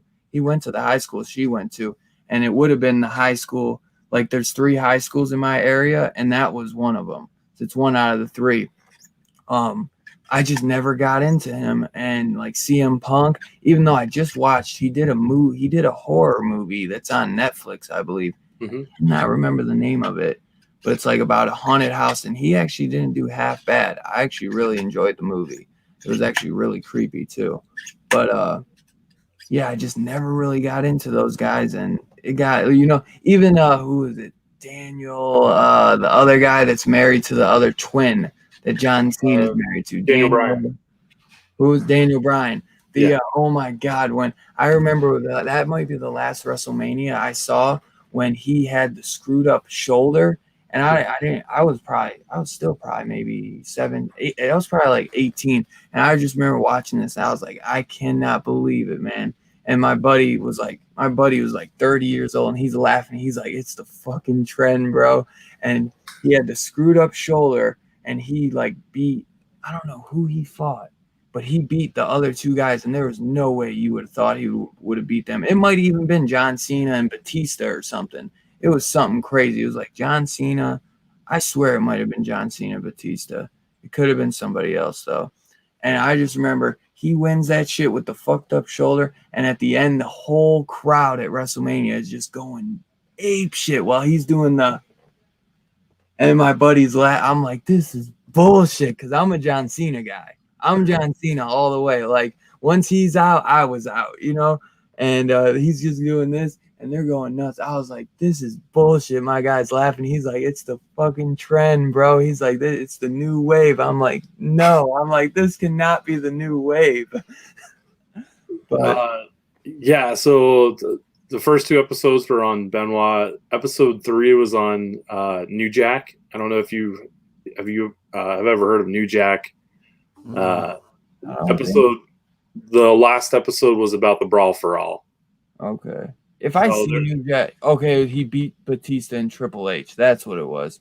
Okay. Still though, Daniel Bryan beating Batista and Triple H with the fucked up shoulder. Get out of here. But I guess you could say they both were old, but I don't know. Yeah, that Cobra Kai, I watched like 1 episode, and I love the Karate Kid. I gotta bring myself to binge those sometime soon. But yeah, I'm not big on TV shows like that. True Detective season 1 that came out years ago, actually, like years ago. Season 3 had the guy who they're picking to play Blade. Season 2 was absolutely garbage of that True Detective, but season 3 was actually really good. It had Steven Dorff. I can't think of his name. It's gonna kill me. Steven Dorff, who the character he played in Blade 1, Frost, I think his name was, something. And the guy who they're getting to play Blade, which is actually funny. They got the new guy to play Blade, and then they got the guy who played the villain in the original Blade. But yeah, that was a pretty good season. But the first one, if you ever get the time and you want to watch a cool detective story that's got a little like horror mixed with it, that's one to watch. It's amazing. And it's not, when I say it, really just has like a little horror to it, you know? Yeah, I don't watch much TV though, unless it's on like Netflix though, like, because you can just binge it. Yeah, I hate waiting week to week is the thing. I was DVRing Dragon Ball Super when it was on, but I wouldn't watch it right away. Like, I'd wait till I have like 5 episodes built up, and then I would just, there you go. Yeah, and then I love Dragon Ball. I would just like binge those 5 episodes. Yeah, that's how I am. Yeah, season 2 is crap, Sith Lord. That's how I am too, because you know, they're like 20-minute episodes too. It feels like they go by so quick, and then they always end on those cliffhangers, and I can't stand those cliffhangers. They're like, they pull you in, you're like, no, like right when you know it's getting good, they cut it, and you're like, you son of a bitch, don't end it, no. Please tell me the next episode is back to back. I hate that, man. I love Dragon Ball though, man. That's what really got me back into Dragon Ball 2 is that show, because I think I watched Kai before then. I think that's what it was. And that one's pretty good, but yeah, Super was really good. I used to watch that actually with Kai. Yeah. No, I'm serious. I mean, it's just a coincidence, but I'm I serious. know. That's why I was just laughing at the coincidence. I bet I could tell Kai would be into that. Yeah, there's so many things that he's been trying to get me into. He sent me a text message at 4:30 this morning saying, "Don't wake him up." And the reason why is he was staying up until probably around 7 a.m. watching some animation thing. He was binging it. I was just gonna say he's big into anime. Well, we're on lockdown right now, and he's on vacation. They're on spring break right now. So between being quarantined and spring break, he's like, "Fuck this! I'm doing these 18-hour marathons. I'm staying up and watching TV." See, I have there's friends nothing who I can really do. do it. Hey, I mean, you know what I mean? What am I gonna do? No. I have friends that'll do 18-hour like binge sessions on work, like making comic pages. Oh wow. Actually, you know what? I don't know if you know a person named Richard Fairgray. He does a book called Blastosaurus, and I'm trying to he think. Not off the top of my head. he published it through Golden Apple. But my point being is, he's like that. He loses track of time. He forgets to eat. So he will literally wait. Come the next day and go, "Oh shit! I didn't realize it's next day." And then he writes everything down of what his schedule is. So he says, "All right, I'm 1.6 ahead of where I'm." It's like, damn, dude, he's methodical. I get that way at conventions. I forget to eat at conventions. Oh, really? Yeah, just because I'm like walking around talking to friends or looking for books, like digging through boxes or looking at, comic walls or networking, trying to find work. Like I forget to eat. So at the end of the day, I'm just like, I'm exhausted. Yeah, dude, that's the worst too. When you forget to eat all day, and then you're just like, your brain just feels like mush. Your body just feels dead, and you're just completely out of energy and like brain power almost. I hate that, man. You just gotta smash some carbs. Oh my god. I'll be like that too at work when I'm doing third shift, because sometimes if I forget to I'll sleep all day. So then I'll like try to, even if I do, like I'll remember to bring like a bag of chips or something. And sometimes I don't even do that. And there's just like a little bag, like just a little snack size bag. So even then, man, because I'm actually just a nighttime eater, period. So, I never really eat that much during the day. Like sometimes I'll eat a little bit, but I would usually just be a night eater, which I know is unhealthy. And they say it's like the worst, and you'll gain more weight like that. But I still don't gain no weight. Like I smash so much food at night, I gain no weight, man. I actually been drinking less protein and pre-workout to try to work out and gain some muscle weight, man. See if I can gain like 10 pounds or something. I doubt it will happen though. I used to have Italian blood. just give it time. I used to have the same problem. Metabolizing. And what it is, it's the fact that you're not eating often enough, and you're not eating. Yeah, well, it's because I don't have I don't eat like breakfast, lunch, and dinner. I don't have no set like that. It's just like I eat whenever I want, So I'm the same way. I've never been a big breakfast guy either, though, because like when I first wake up, I can never eat. Once in a blue moon, when I first wake up, if like I didn't eat the night before because I passed out early, I'll wake up and I'll just be starving, and I'll make like a big breakfast, or I could just eat whatever was left over from the night before. But I never been like, you ever wake up in the morning and you just feel like you just have no appetite whatsoever. Well, Some people I'm sure aren't like that, but breakfast is coffee and comics. yeah, see, that's what I'm more like. I would have, but I don't drink coffee is the thing. So that's usually breakfast for me, unless I know I'm going to be working. On a work schedule though, I'll try to eat a little bit. You know what I mean, in the morning, and then I usually don't eat it in the afternoon, and then I try to hit it hard at night. Yeah, my work schedule is jacked. If I'm working concert, I know I'm going to be up 18 to 20 hours. So I will eat light in the morning, and then I won't eat in the afternoon. Then I eat heavy at night, knowing that's when I'm going to need some energy, but I don't eat heavy. And when I mean I'm eating a lot, but not heavy, I won't do, a lot of pastas, a lot of meat. then I'll end up trying to do some meat in the morning. You know what I mean? So if I do a BLT in the morning, yeah. I'm He's dead as leaves. usually good until night, and then I just kind of hit a little bit. But the next day, I'll probably wake up if I don't have to work, knowing I'm doing a long shift. It's coffee and comics the next morning. So Could be worms too. What the hell?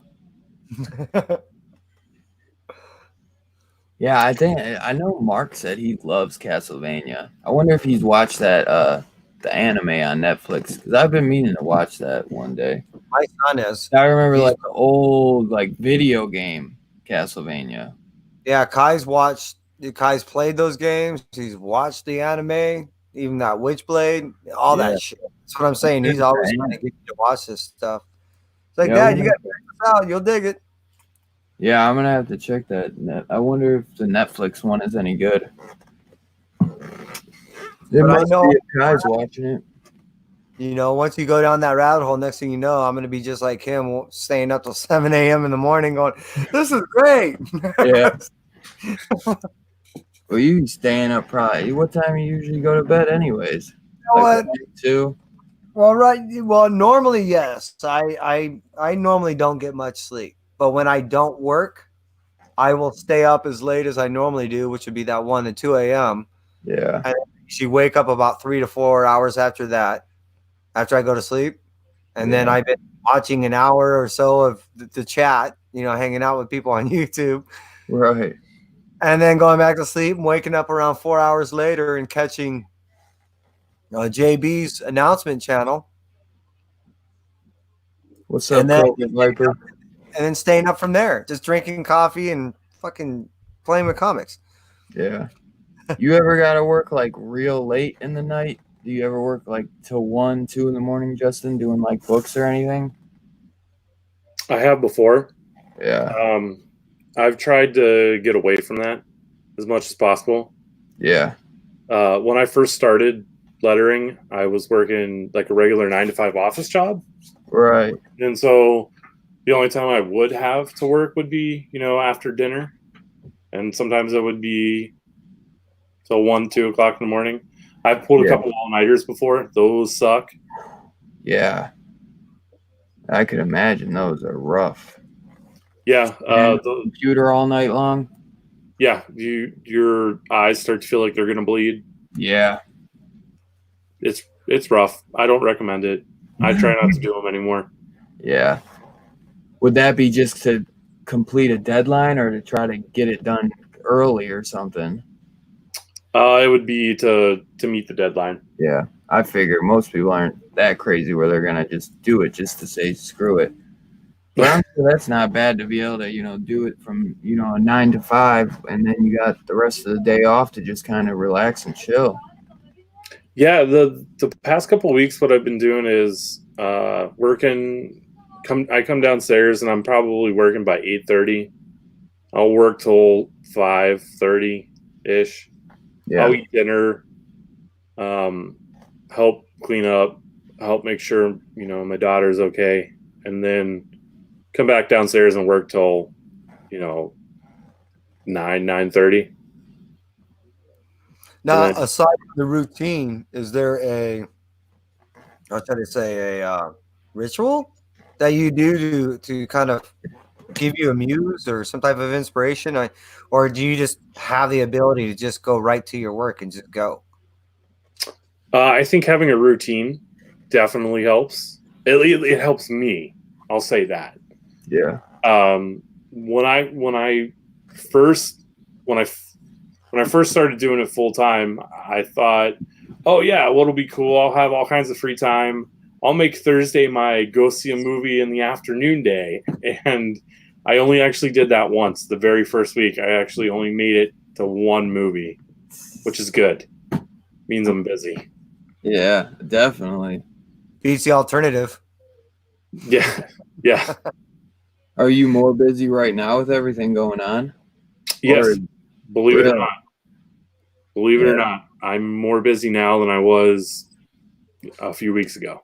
Oh, yeah. I mean, I hear it because I'm more busy at work myself, but That's just because a lot more of the stores are closed, but they, I mean, they still want you guys to, work as if there are the deadlines, but they still gotta get that stuff printed, and at least it's better to have it ready, and then, just, I don't know, like I'd rather just get it out and at least get paid than be sitting around waiting, and then you can move on and try to get one the new job. I've noticed that does differ in the comic book industry than almost any other form of entertainment industry, other than live events, obviously, is that you guys don't have stuff in the can per se. You know what I mean? It's whereas like one of the shows that I work on, we had shot stuff.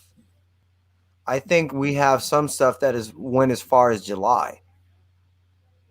I did another show that we were only no, we did it. We're done with the rest of the year's shooting as far as funniest home video. We got everything in the can for the whole year. So that's one thing I've noticed that they don't do in the comic industry is say, hey, let's get a month or two ahead, have that in a can, so we know that we're not having these people. Yeah. I was blown away by Mad Cave and how well they are, like how far in advance they are. So the books that they're having me do now, they might not see the shelves until, October, November, December. Yeah. Which is great because then they're never putting me in a position where I have to stay up and pull an all-nighter. Right. Precisely. But I mean, like I've run into situations where, let's say, like issue 3 of a book comes out next Wednesday, and I'm still working on issue 4. Yeah. Right. That's my point is, one, it's taxing on the artist, the writer, letterer, everyone involved. 2, if you want to modify orders, now you're even putting on that you're skimming the line of FOC. Mm-hmm. You know what I mean? And if you really start thinking about it, the idea of any form of entertainment is you need to properly advertise it or it's going to fall on deaf ears. Now, certain things carry themselves, right? I mean, everyone knows Batman, everyone knows Spider-Man, they kind of carry themselves. But at the same point, if there's a new something spinning out of it, or in the case of, Mad Cave, if you have the opportunity to be able to have something a month, 2, or even 3 in advance, now you have proper time to properly promote the item.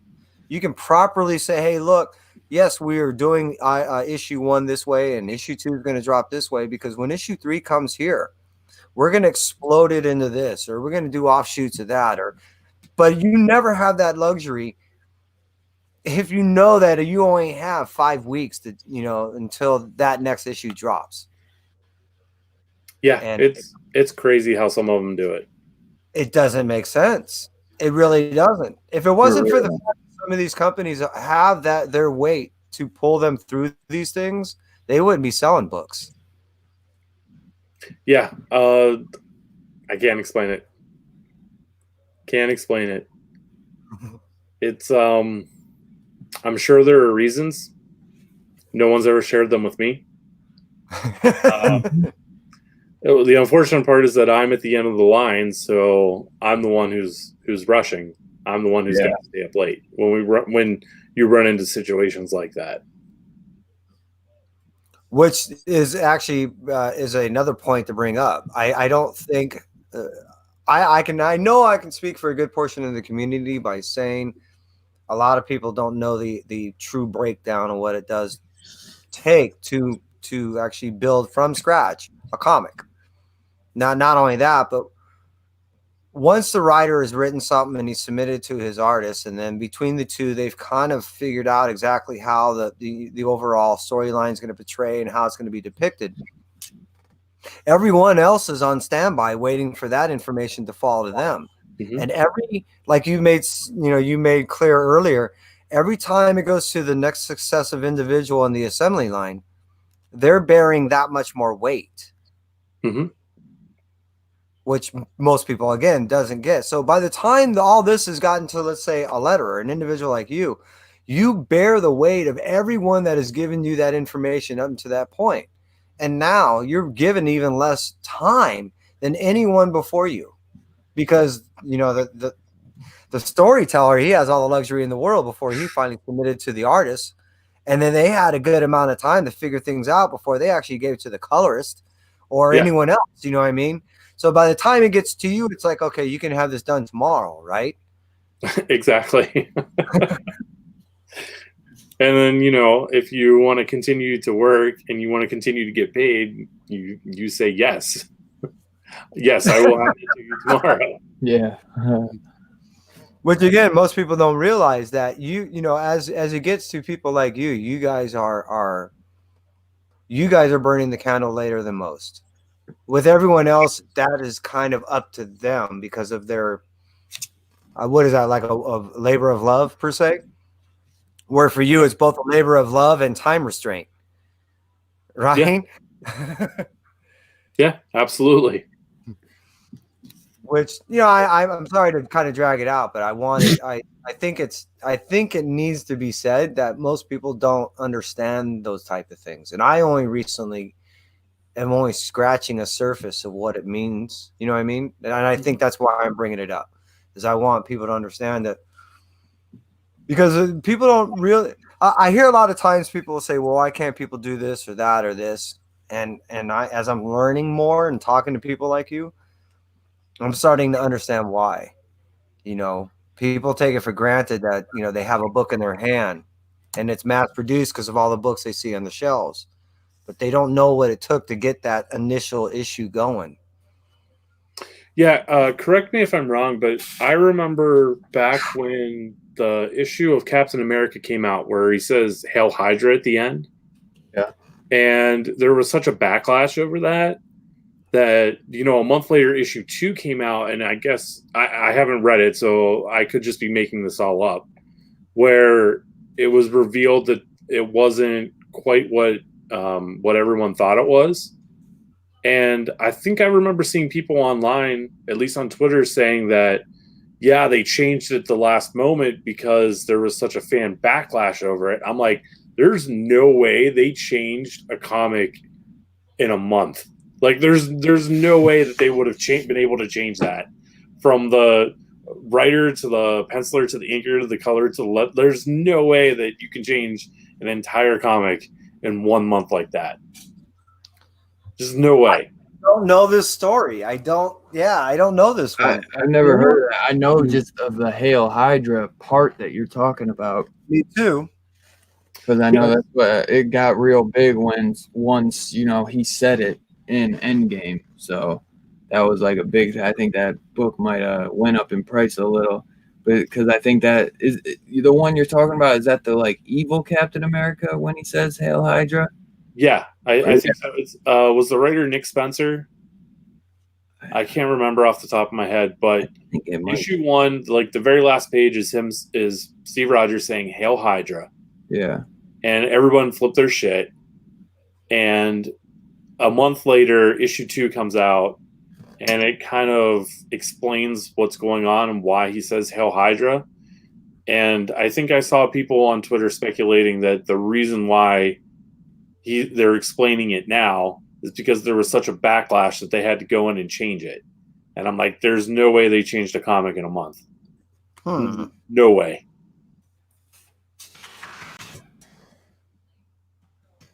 It might be like New Avengers or something. I don't know. And like I said, I could have just been making all of that up. Yeah.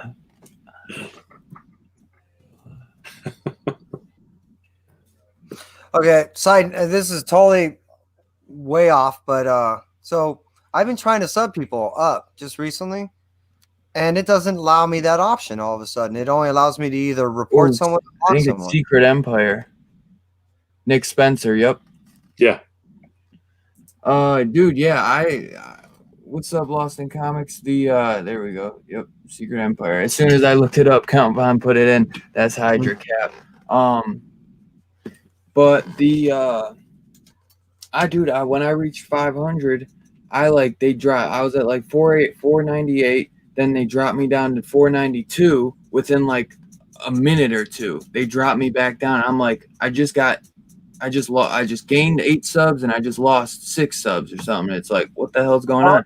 Sub people up and it won't even allow me to. It either says report them or block them. I can't What the sub hell? anybody up. Maybe are you not signed in? I'm signed in. It's weird. I don't know. Oh, I'll have to figure it out another time, I guess. It's so odd. But I've been trying to sub people all night. Might just And be it won't the damn internet. Damn Or interweb. stupid YouTube. Always messing something up. Well, everyone in the world's been on online, so I guess maybe that might be doing something. Yeah, they've been on the intranet. Goofy. I know, dude. When we did that, still kills me about that Frank Gogol interview. When that, oh man, that just StreamYard just shut down.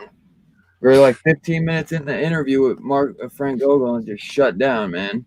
Wasn't even that. It actually, in accordance to, well, we were backstage for a while, but in accordance to what I saw in the video, we only got, I think it was 2 minutes and 39 seconds into that interview before it went, pew. Oh yeah, right. It's like, oh no. And you just remind me that was one of the things I didn't get. I didn't get a Dead End Kids trade paperback. So Oh really? Too. Yeah, I got, because that was another thing I didn't get to give away. Oh, dude, I still want to get that grief. I want to get that grief. I don't know if he's gonna really send it to me or not. I've been actually trying to look around for it, and I'm actually on my site. If you go to OneTwoComicTalk, I believe on Facebook, I should have it there to where you can get it for free as a digital copy. I was reading it. Oh, well, Yeah, send it to me. It's free. You can It's send it to me, but I still want to get the copy from him. Oh, I don't blame That you. book was so cool, man. It was like reverse. It's anime style. Frank Gogol had a book that was accidentally printed anime style. Yeah, backwards. So I was like, oh man, that's cool.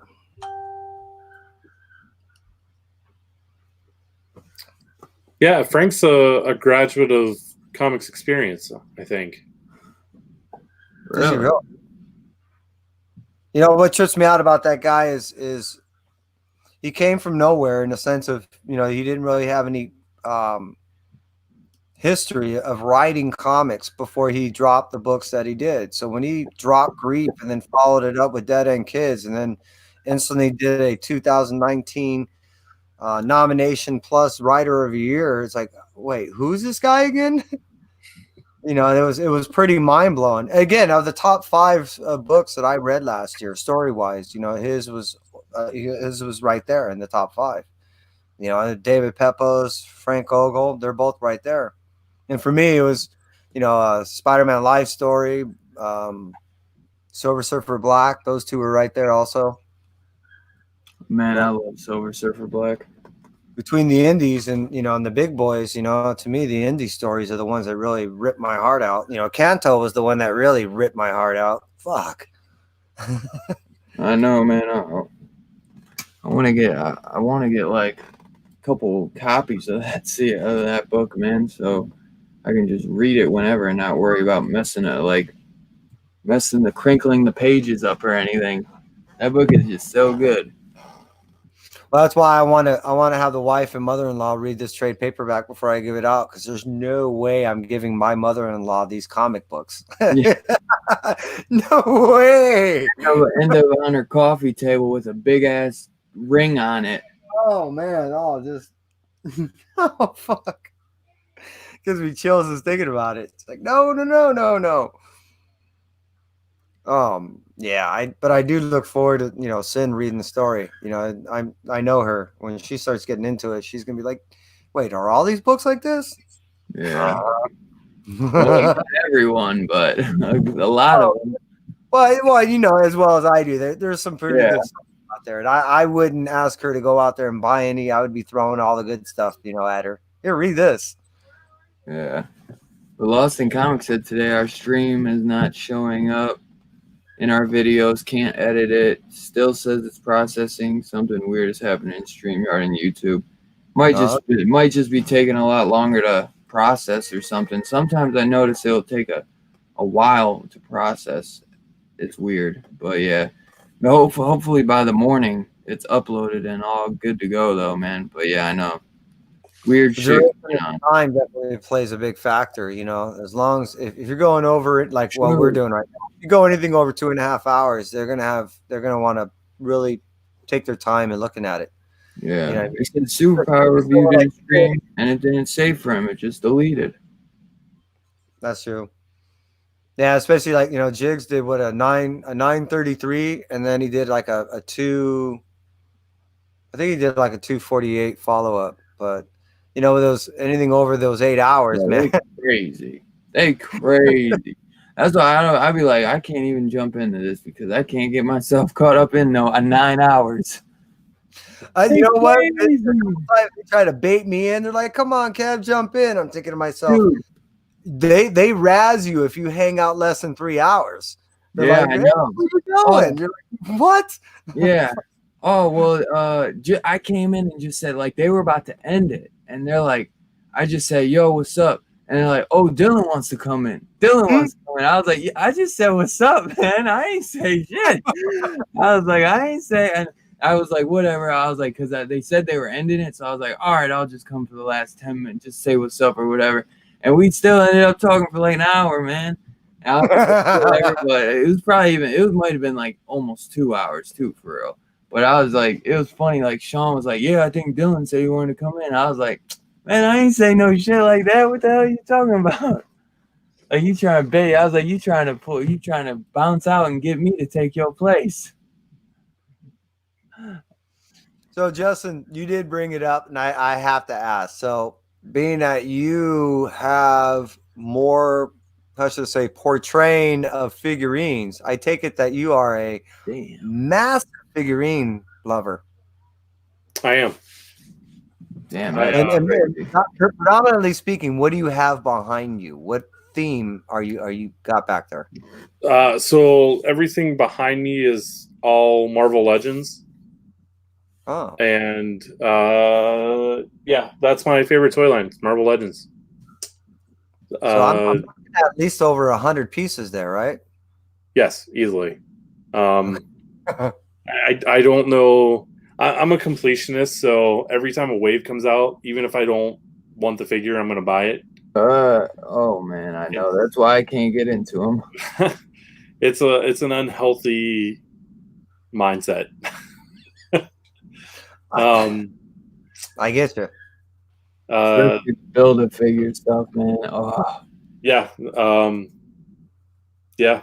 Build a figures are the most genius marketing thing ever. yeah. Do you find yourself getting in the models at all? Do you like building your own stuff or no?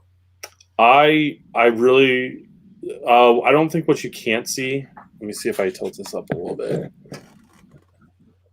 Oh, wow. Those are all Lego. Oh shit, really? Dude, Yeah. up top? Yeah. That's fucking badass. Damn. So I really enjoy Lego sets like that. So that's the extent of the building. That's kind of extensive. That's pretty rad, man. I think yeah. That's cool. Yeah, so it's Lego on top, the Marvel Legends below. Over here on this side is like my Dragon Ball stuff, my Turtle stuff, my Power Ranger stuff, and then over on this side is Transformers. Oh, nice. And I just started getting into Hot Toys, which is bad in itself. What are Hot Toys? Hot Toys are 12-inch scale. Here, let me go grab one. I'll grab one real quick. Yeah. They're like G.I. Joes, but way more articulate and shit. Really? Like you know, Mark, G.I. he's Joe. been, and and Pow, they like to build their figurine things, and they move and shit like that. It's a trip.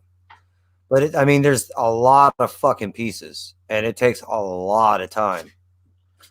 So this was my first hot toy, Scarlet Spider. Cool. But like it's a cloth suit. It's stitched. Like you can the detail like on the cartridges. Like it's all cloth. No shit. Yeah, that's another. It's all cloth. All right, now, so what does something like this That's cost? awesome. I've never seen nothing like Those this. are like 500. What do these go?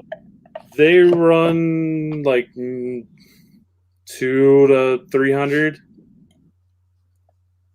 So they're like always limited print runs and so forth. Is that what they are? Yeah, pretty much. What a trip. Yeah, I never want to see another one of those things again. Yeah. Those things are fucking cool. I mean, whenever I'm going to spend this kind of money on something, I always get the approval from my wife first. And she was really hesitant to sign off on these. And the way I convinced her, the agreement that we came to was I could only do Spider-Man or X-Men figures. And so they're starting to do like comic book versions of Spider-Man. So, you know, Scarlet Spider. They're doing an Iron Spider, the comic book version. Oh. I have a Spider-Punk somewhere over there. He's just still in the box. But this was the only way I was able to convince her to say Hot Toys. Yeah. They're like, what is the cheapest one you've ever bought? The cheapest hot toy I've ever bought? Yeah. I've only bought 3. Okay.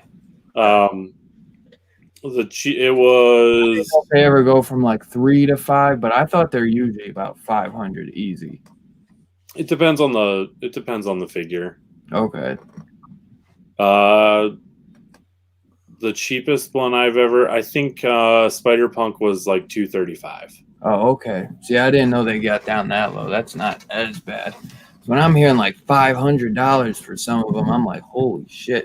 And some of those Star Wars ones are hard to get, like the Boba Fett ones, Yeah. and like the Mandalorian ones. I think are like really hard to get because those are like highly detailed too. They're just highly detailed. Period. Like the Endgame ones and stuff. Like Robert Downey Jr. Like the face sculpt looks identical. You know, like they are on point. Yeah, it's the 90s, so you gotta have pouches. I love it. No, that's just ankle cool. pouches. Yeah, I mean, like it looks like there's that, like that's an actual real clip.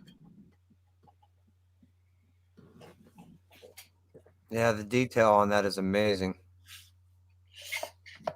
Just wow.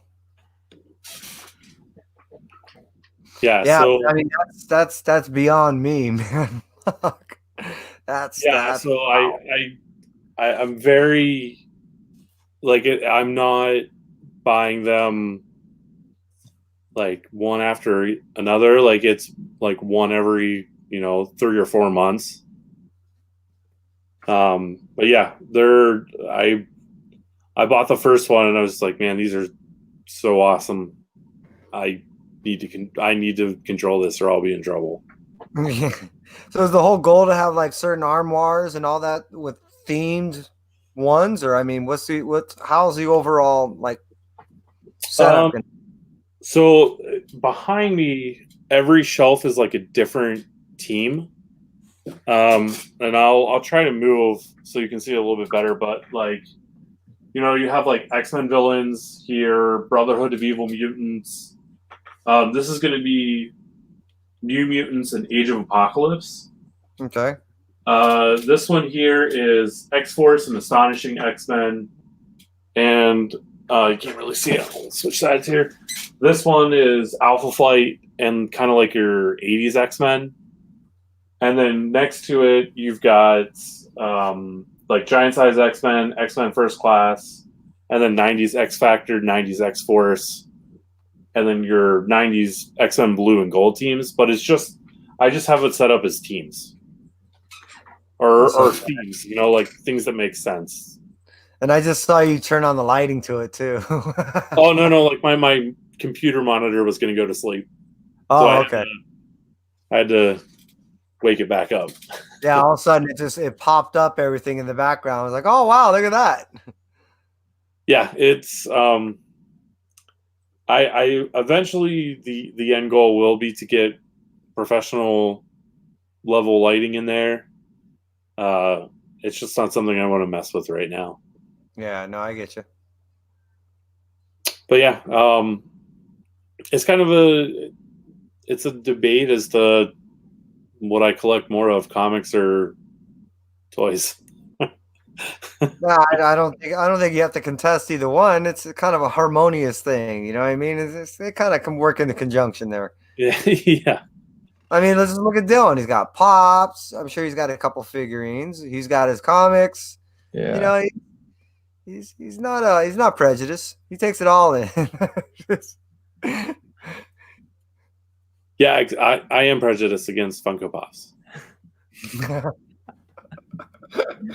If I say that enough times, people are going to start to believe me. I should probably stop saying it. Yo, there's a lot of people that are prejudiced against Funko Pop, though, for real. Like, they hate them. There's some people that really hate them. Yeah. You know what I've noticed is it's like everything else, man. There's everyone that likes these different flavors of stuff, and then there's some people that they like all of it. You know what I mean? Yeah. I've been fortunate enough that I've been trying to remain narrow scoped. Just comics.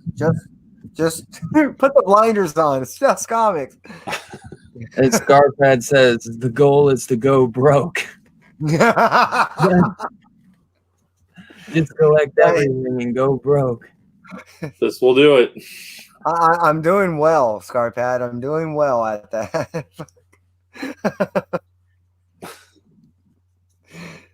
Enhance no Hulk. They don't stand outside the box. Yeah, well, Sideshow Skeletor. I think I heard that shit's supposed to be dumb expensive. I've seen those. Is that quarter scale? mm-hmm. I think was it quarter scale? Those things were massive. So you're saying they stand like a good almost foot and a half tall? Yeah. If it's what I think it is, those things are giant. Wow. I would like to actually see the manufacturing and process of some of these things. You know that? Mm-hmm. I'm gonna have to try to do some research and see what I can find out. I want them to justify the amount that they charge. You know what I mean? Because, damn. I don't know. I don't know if it will, unless there's like some guy that's really like hand painting all this stuff. Then I don't know if we'll be happy, if we'll end up thinking that it's justifiable for the prices that they charge. Cobra Viper saying paid £600. Now that's some serious cash.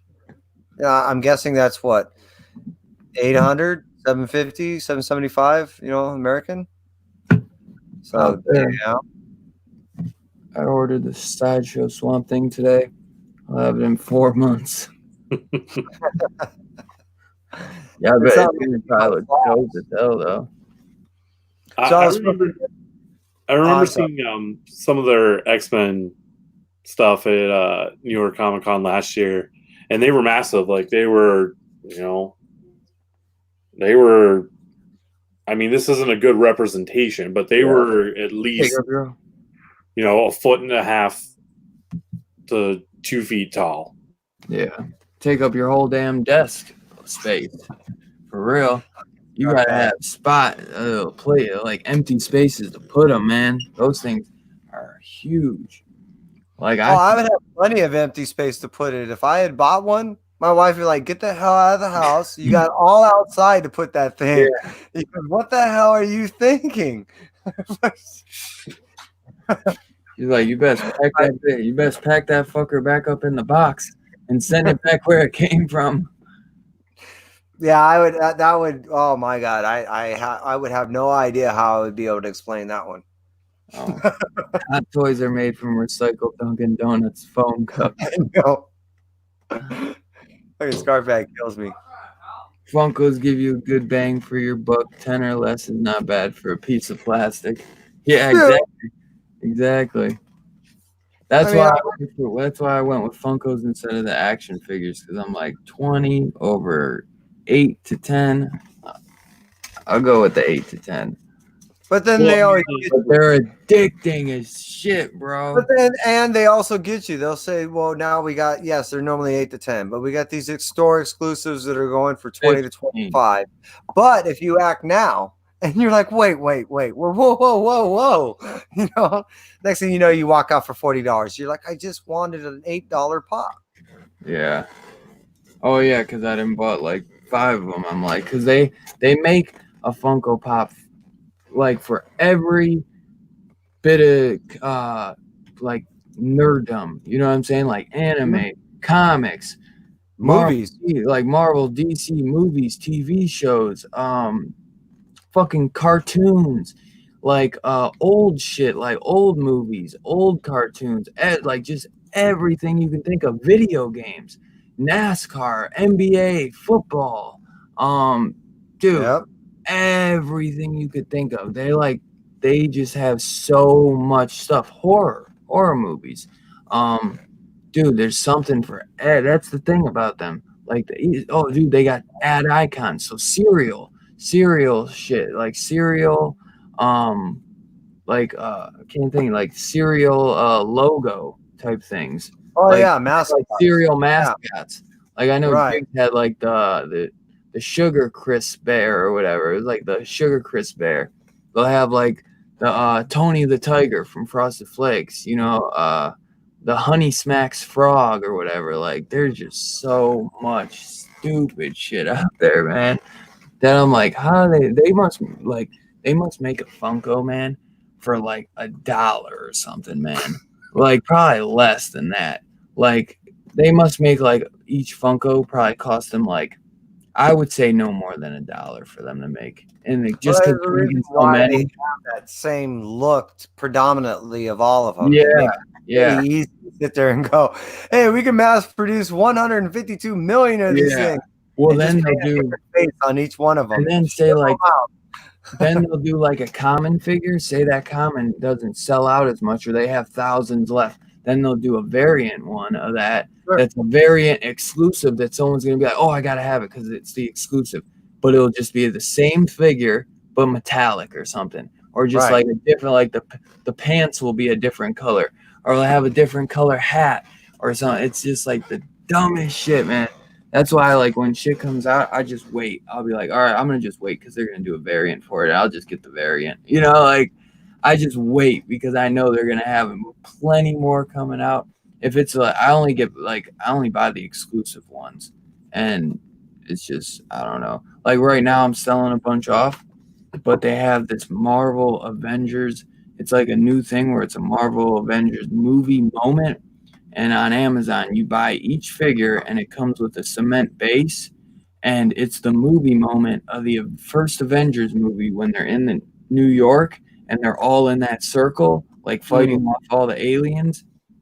So you buy each figure, and it comes with a cement base, and you buy 6 of them. So right now, I got 2 of them behind me. I got the Hulk and Iron Man, and Hawkeye's next. Then what is it? Thor, Black Widow, and then Cap.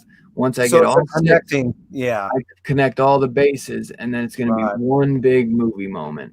And I'm like, shit, they've never done anything like it before. I'm like, shit.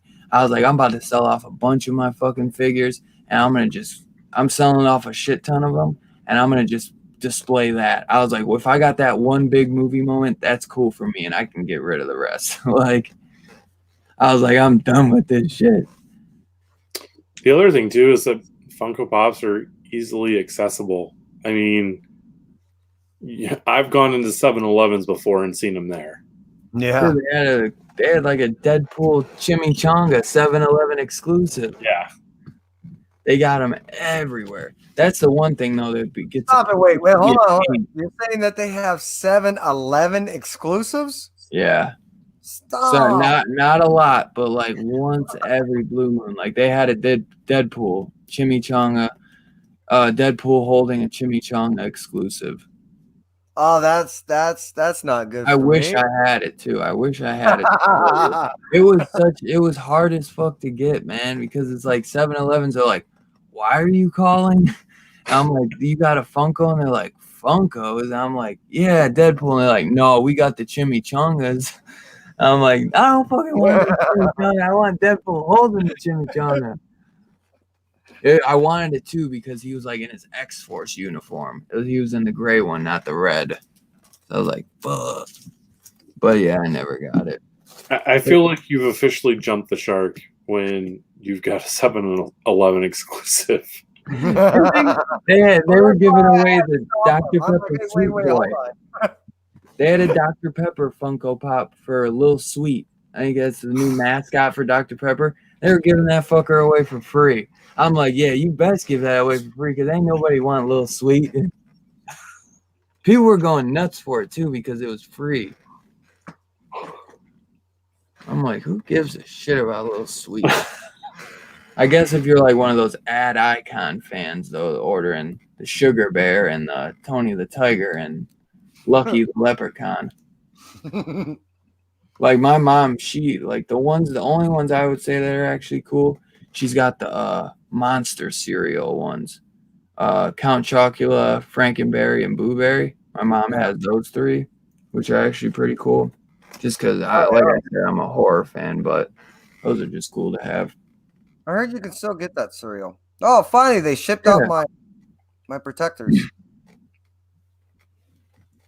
Your mom? On some print protectors, some top loaders. Because I actually have a John Boy print that's just sitting up there. It's collecting dust. So I had to get a top loader to drop that puppy in there. Yo, I'm kind of hoping that Ezra gets fired for choking that bitch. Like, because I'm like, damn, Universal, you finally caught a good one. Now you can get rid of Ezra. Like, you can get rid of her. Like, how dumb is he to choke a female? That was messed up. I heard about this. I don't know what happened, like if she baited him or whatever, but still, man, you don't do that. Yeah, I hadn't even heard about that. You ain't the guy that plays Flash in Justice League? He choked some chick in like, I don't know where. But now he might get fired and might not be the Flash no more. But I'm like, shit, good, because then we can get somebody else. You know, you get somebody to play the Flash, and they say that he ran so weird that they had to CGI his legs running. Like, they have to CGI his legs anyways, but they said that they had to, like, usually they would just do the motion. You know, they put him on a treadmill, and then they just do a motion. But they said that he ran so weird that they had to, like, CGI legs in. I'm like, get this fucking dude out of here. Like, you can't play the Flash if you can't run. But he's just kind of goofy, man. Like, I just never was a big fan of him as the Flash. Like, he was okay. He just kind of seemed more like, I don't know, like real jokey. And I don't really take the Flash as like a really jokey type guy. I don't know. I can't think of who. Almost like he was always trying to crack like more. Not like stuff? Deadpool. Like Deadpool. That's exactly what I was gonna say, but more like PG-13. Like more nervous. Like he was like a nervous kid instead of being more like chalant like Deadpool is. He was more like all like nervousy. Like when you like do a nervous joke in a way. And I just didn't like him, man. Like the guy from the CW is a way better Flash than him. And I'm not even really into that as much. Like I watched a couple seasons, but you ever get into those CW shows? Not me. Yeah. I mean, the only thing I've been watching, and I've been staying away from TV a lot. The only thing I've been watching is just Formula One. And my Formula One, they're not racing. Uh-huh. You should buy. You always buy and worry about where you're going to put it after it gets there. I like that mentality. Hey, Dylan, you're gonna love this. Yeah. She needed. I don't know if you even noticed it. I keep looking down, and the reason why is my dog's right here. But I've been feeding her pieces of this. What, marshmallow? You're sickening. We've been doing a lot of s'mores around here. Getting all over the place. You're gonna learn today. It's gonna be stuck to her butt. It's gonna be just hanging there, like a punching bag. What kind of dog you got, Justin? He's a really everybody who sees him sees a different type of dog. Yeah.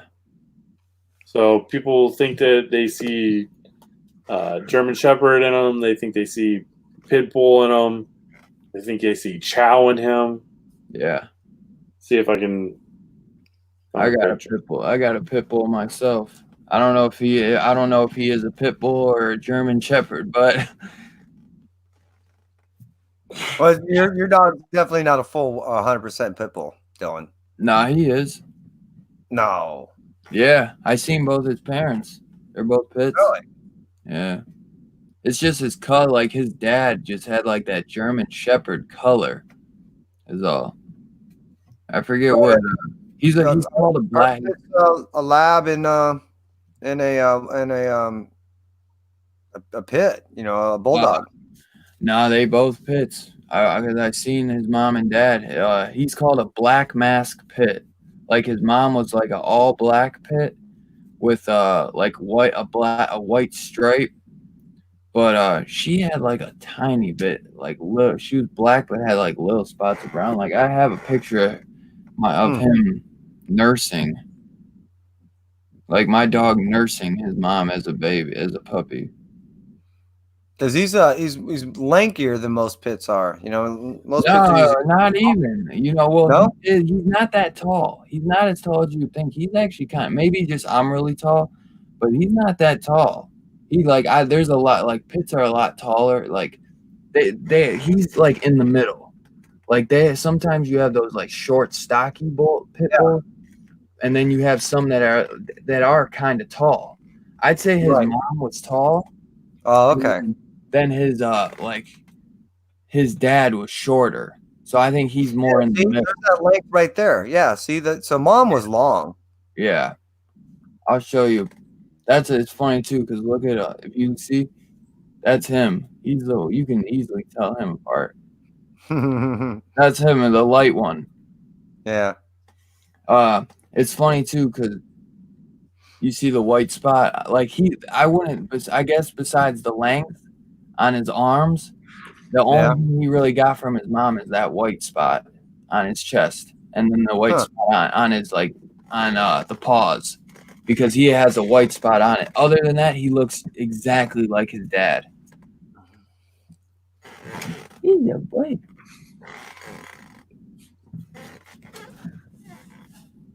Oh, there we go. Oh, wow. That's a gorgeous. See, I see some lab in that.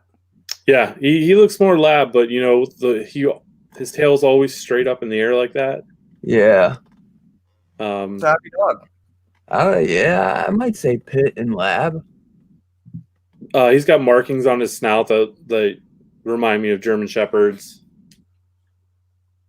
But yeah, everyone who sees really it, cool dog.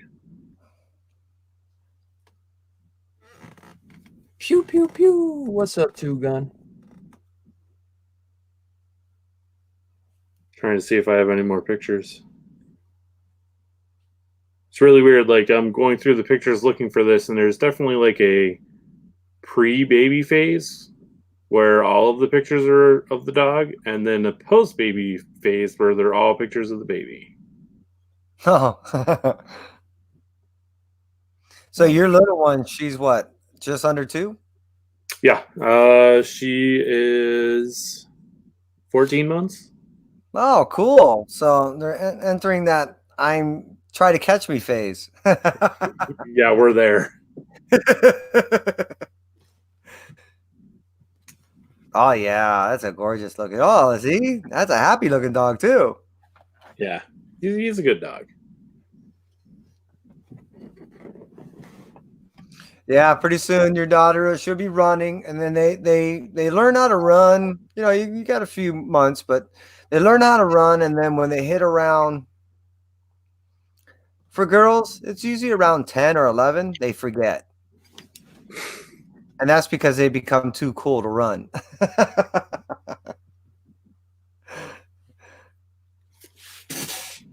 This I got isn't distracted his looking dad, at but pictures of my dog. this was my dog I had growing up. This was my first pit bull I ever owned. Wow, look at those eyes. Yeah, he was a beaut. Red nose. His name was Max. That's actually me in my undies. Good looking dog. Yeah, he was a beaut. I hated that we had to get rid of him when we moved to our new house. Fucking hated that shit, man. Let me see if I got a picture of him. I thought I had a picture of him. But yeah, that was the first pit bull I ever had. Ever since I got him, I've been in love with pit bulls. That's like the only dog I'll ever really own. Yeah, pits are good dogs. People are bad people. They're Yeah. good animals. You know what I mean? They're just like a lot of other animals are good animals, you know, but the people are stupid. Yep. Definitely, You know, man.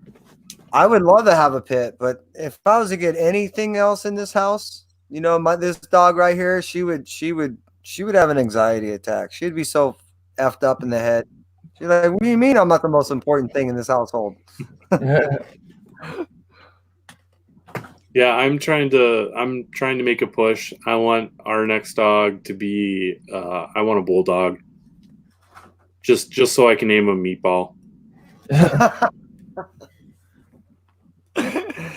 Yeah, bulldogs are also, you know, again, animals are animals, and everything has a personality. You know what I mean? You get the right personality, you know, you nurture that personality.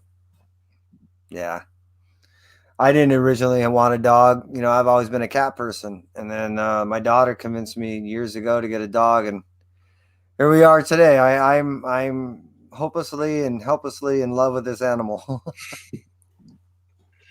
Yeah, my wife had never had a pet growing up. So Really? I've always had a dog. So, you know, we got married, we got a Same here. house. And I'm like, all right, you know, we've been married for 2 years. It's time to get a dog. And I successfully turned her into a dog person. It's my proudest accomplishment. Nice. That's awesome. I know I've always had a dog myself.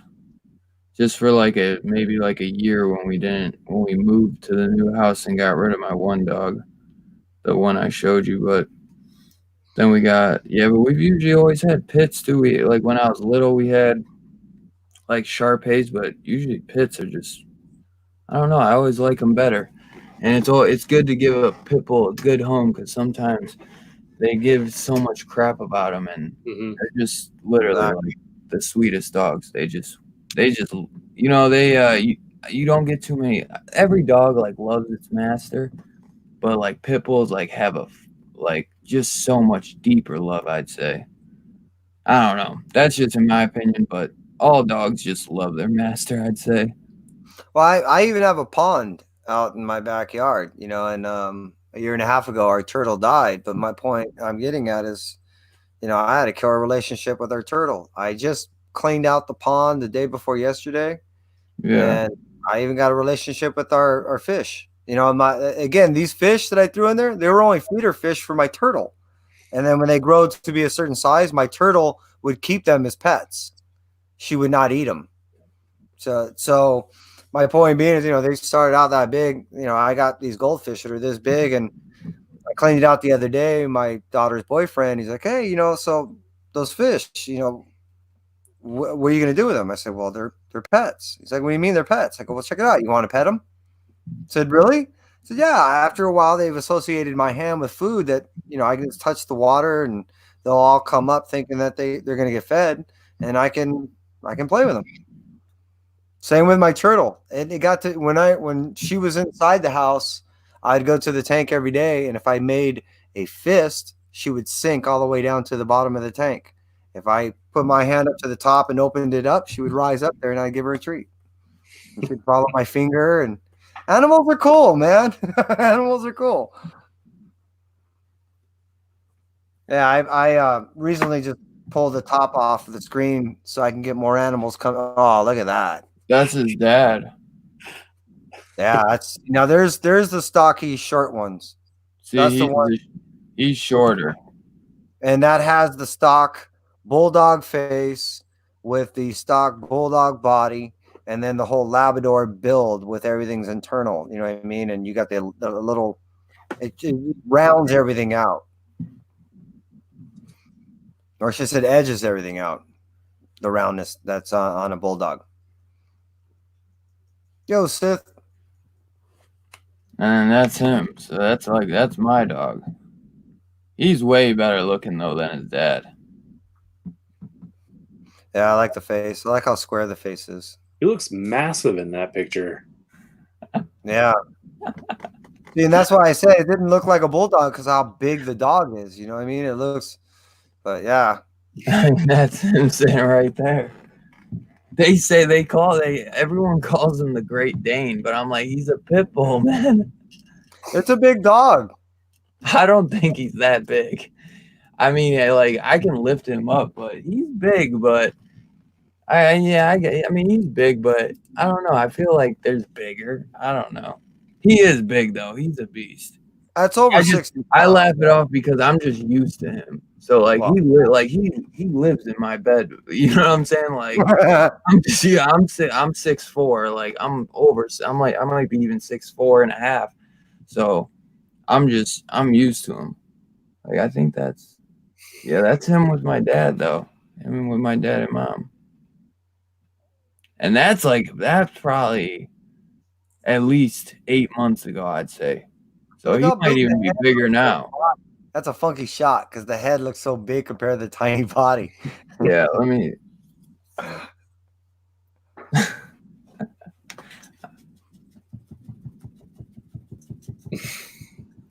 Yeah. Let's see. You know, there's a shot you can look right into the soul of the dog. This is him when he was like a puppy on Christmas.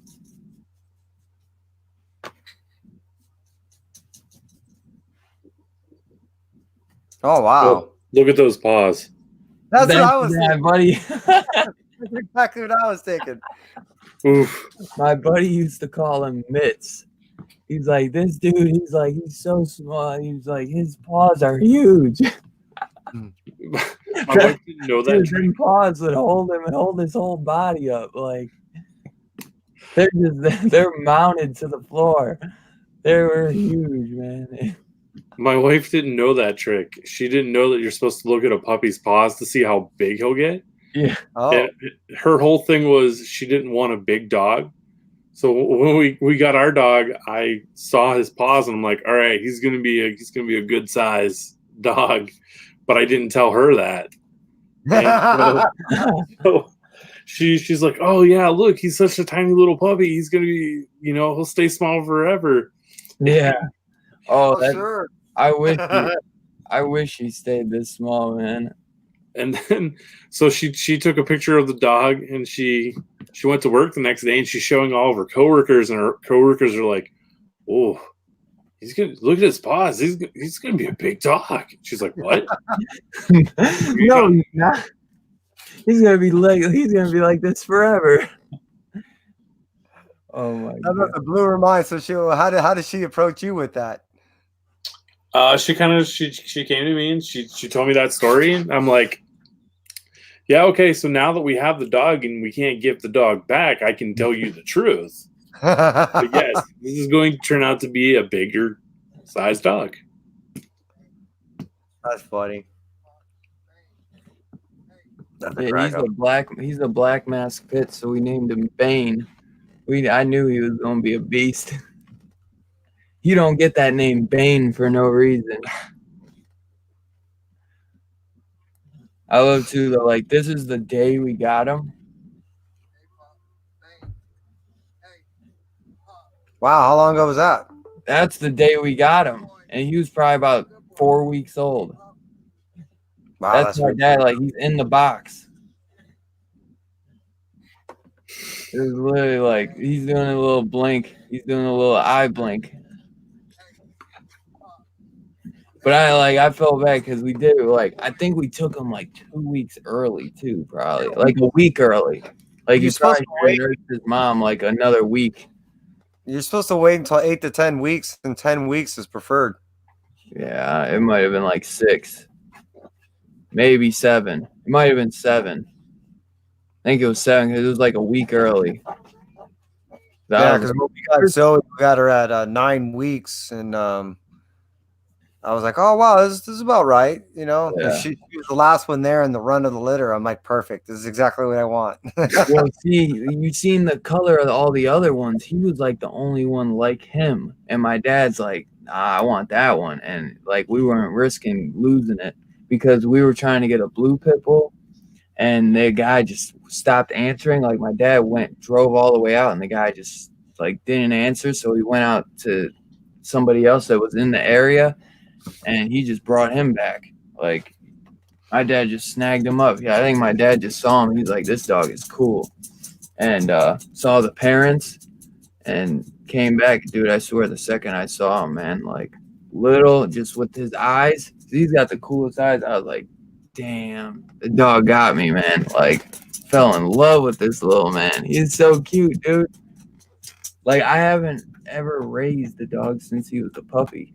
Like, we had the dog before when she was a puppy. But I haven't had a boy dog since that one we got rid of when I was little, you know? Like, I was probably like 10, 12 when we got rid of it. Maybe like 10 or 11. So I got it when I was like 10. And we got rid of it when I was like, no, I probably got it when I was like 9, got rid of it like 2 years later. I was pissed. So I was like, got him, got my male pit bull back. I was like, hell yeah. Because the dog we got after was a girl. And So how old is Bane? Bane, he's like 2.5 now. Yeah. He just turned 2 like in May. Or no, what was that? Shit. Forget his I think it was October. But yeah. It's laying back down. Yeah. Scratching, itching, screwing up the video. Let's see, I had it on here too. He's so funny though, man. Yeah, you gotta love the animal. What? I should call it. I should probably go to sleep. Oh, no worries, man. I was actually gonna go till 3, but I was waiting to see how long you could go out, bro. I didn't want to. I was like, I'm not gonna kick the dog out, but I gotta get my sleep myself. I was like, Kev, we ain't gonna go that long. We gonna go for a little bit because I gotta get ready for tomorrow. I was getting tired, but now y'all made me push through it. Now we gotta go 4 more hours, Justin. You can't leave. You can't leave. 4 more. Nope. 4 more, and then we're done. You can just click this No button. way. Just peace All out. right, though. We will wrap it up because I was gonna go till 3, and I didn't even know we're at 3.5 already. But yo, I appreciate you hanging out with us, Justin. If you want to wait, I'll end it right now. If you got it, I don't know. Is there anything maybe you got going on that you'd like to speak on? Maybe if you want to talk about any like dry foot or something, I know it might have got pushed back. So with everything going on. Man, I'm working on so much stuff. It's hard to just pick one thing. Yeah. Well, I don't want you to say nothing that would get you in trouble. Just if there was anything you knew that you could talk about that you would just want to speak on, and maybe once everything's over that they add to their poll or something. Because let's do that. Okay. Everyone, pre-order Sea of Sorrows, #1 IDW. Hell yeah. I have no idea when it's coming out. Same creative team that did Bro to Bones. So you know it'll be good. Hell yeah. I'm with you, bro. I'm adding that to my poll. Dude, I can't wait for that. I love that movie. Or I said movie. I love that series, Road to Bones. Artwork in that is so good, dude. Holy shit, that was a good book. A lot of people hated on the way it ended. They were like, oh, we didn't get enough world building and stuff because it was just, 4 issues. But I loved it, man. It was creepy as hell, and it was good. But So I think a lot of people expected like a series, a sequel to it. You know what I'm saying? Because the way it ended, it kind of had a cliffhanger ending in a way. But I loved it, man. You know, some stories you don't get to know everything. You know, sometimes the story is just what it is, and I liked it, man. I thought it was really cool. Yeah, Something and different. the Sea of Sorrows is it's not a direct sequel. It's more of Yeah. like a spiritual successor. Yeah. And I'm excited. That's gonna be like, because that they get you in a little bit of that horror genre. Have you checked any of those Joe Hill books, The Hill House? I haven't. Yeah. Oh, they're killer. If you do check any, check either Basketball Heads or Dollhouse Family. But all right, Kev, let them know what you got going on. Well, hey, we're gonna have Dylan Gilbertson. He is the writer of this book. Speaking of which, I'm giving this away that very day. Also, if you've been watching One Two Comic Talk, you've seen on Artist Alley that we had David Boer and Mr. Drew Zucker. Unfortunately, I did not have a copy at that time of their trade paperback, but look what I have now. I not only have their trade paperback, but look what I also have. Yes, that is the signature of Mr. David Boer. I will be handing this out at some point in one of these Artist Alleys. Speaking of which, Artist Alleys are booking up. Got Richard Fairgray. We got Cena Grace. I'm just now announcing it. This first time I'm saying it. Got Garrett Gunn. He's coming on. He's got 2 books dropping. We have so many people. I know Derek Hunter wants to come on here. If you know who Derek Hunter is, he's the one who writes Pretty Violent. Also, he also does the animation for DuckTales. Like I said, we have at least 5 artists and or creators that are coming on the show in the next 3 weeks. So, hey, keep watching One Two Comic Talk. And Dylan will be with us. Hells yeah. Hells yeah. So yeah, the one big reason why I came on tonight, so I wanted to do a little self-promotion and say, yo, y'all better make sure you guys are there tomorrow, 5 p.m. with my interview with my good friend, as I like to call him. I don't know if he'd call me his friend, but I'm gonna just say he's my friend, Mark London. The CEO at Mad Cave, writer and chief creative officer, will be on the show tomorrow at 5 p.m. Eastern. So come and check that out, man. It's gonna be a lot of fun. I've been working on a lot of good questions. I've studied the guy on all of his work, so it's gonna be a fun interview. And yeah, man, it's one I don't think you guys are gonna want to miss if you are any type of Mad Cave Studios fan. And if you're not, man, just come check it out, because I guarantee by the end of it, you guys will want to pick up a Mad Cave Studios book. And yeah, man, that's all for tonight, man. I appreciate y'all hanging with us. And as always, man, it's been great. And we will catch you guys later, man. Peace out.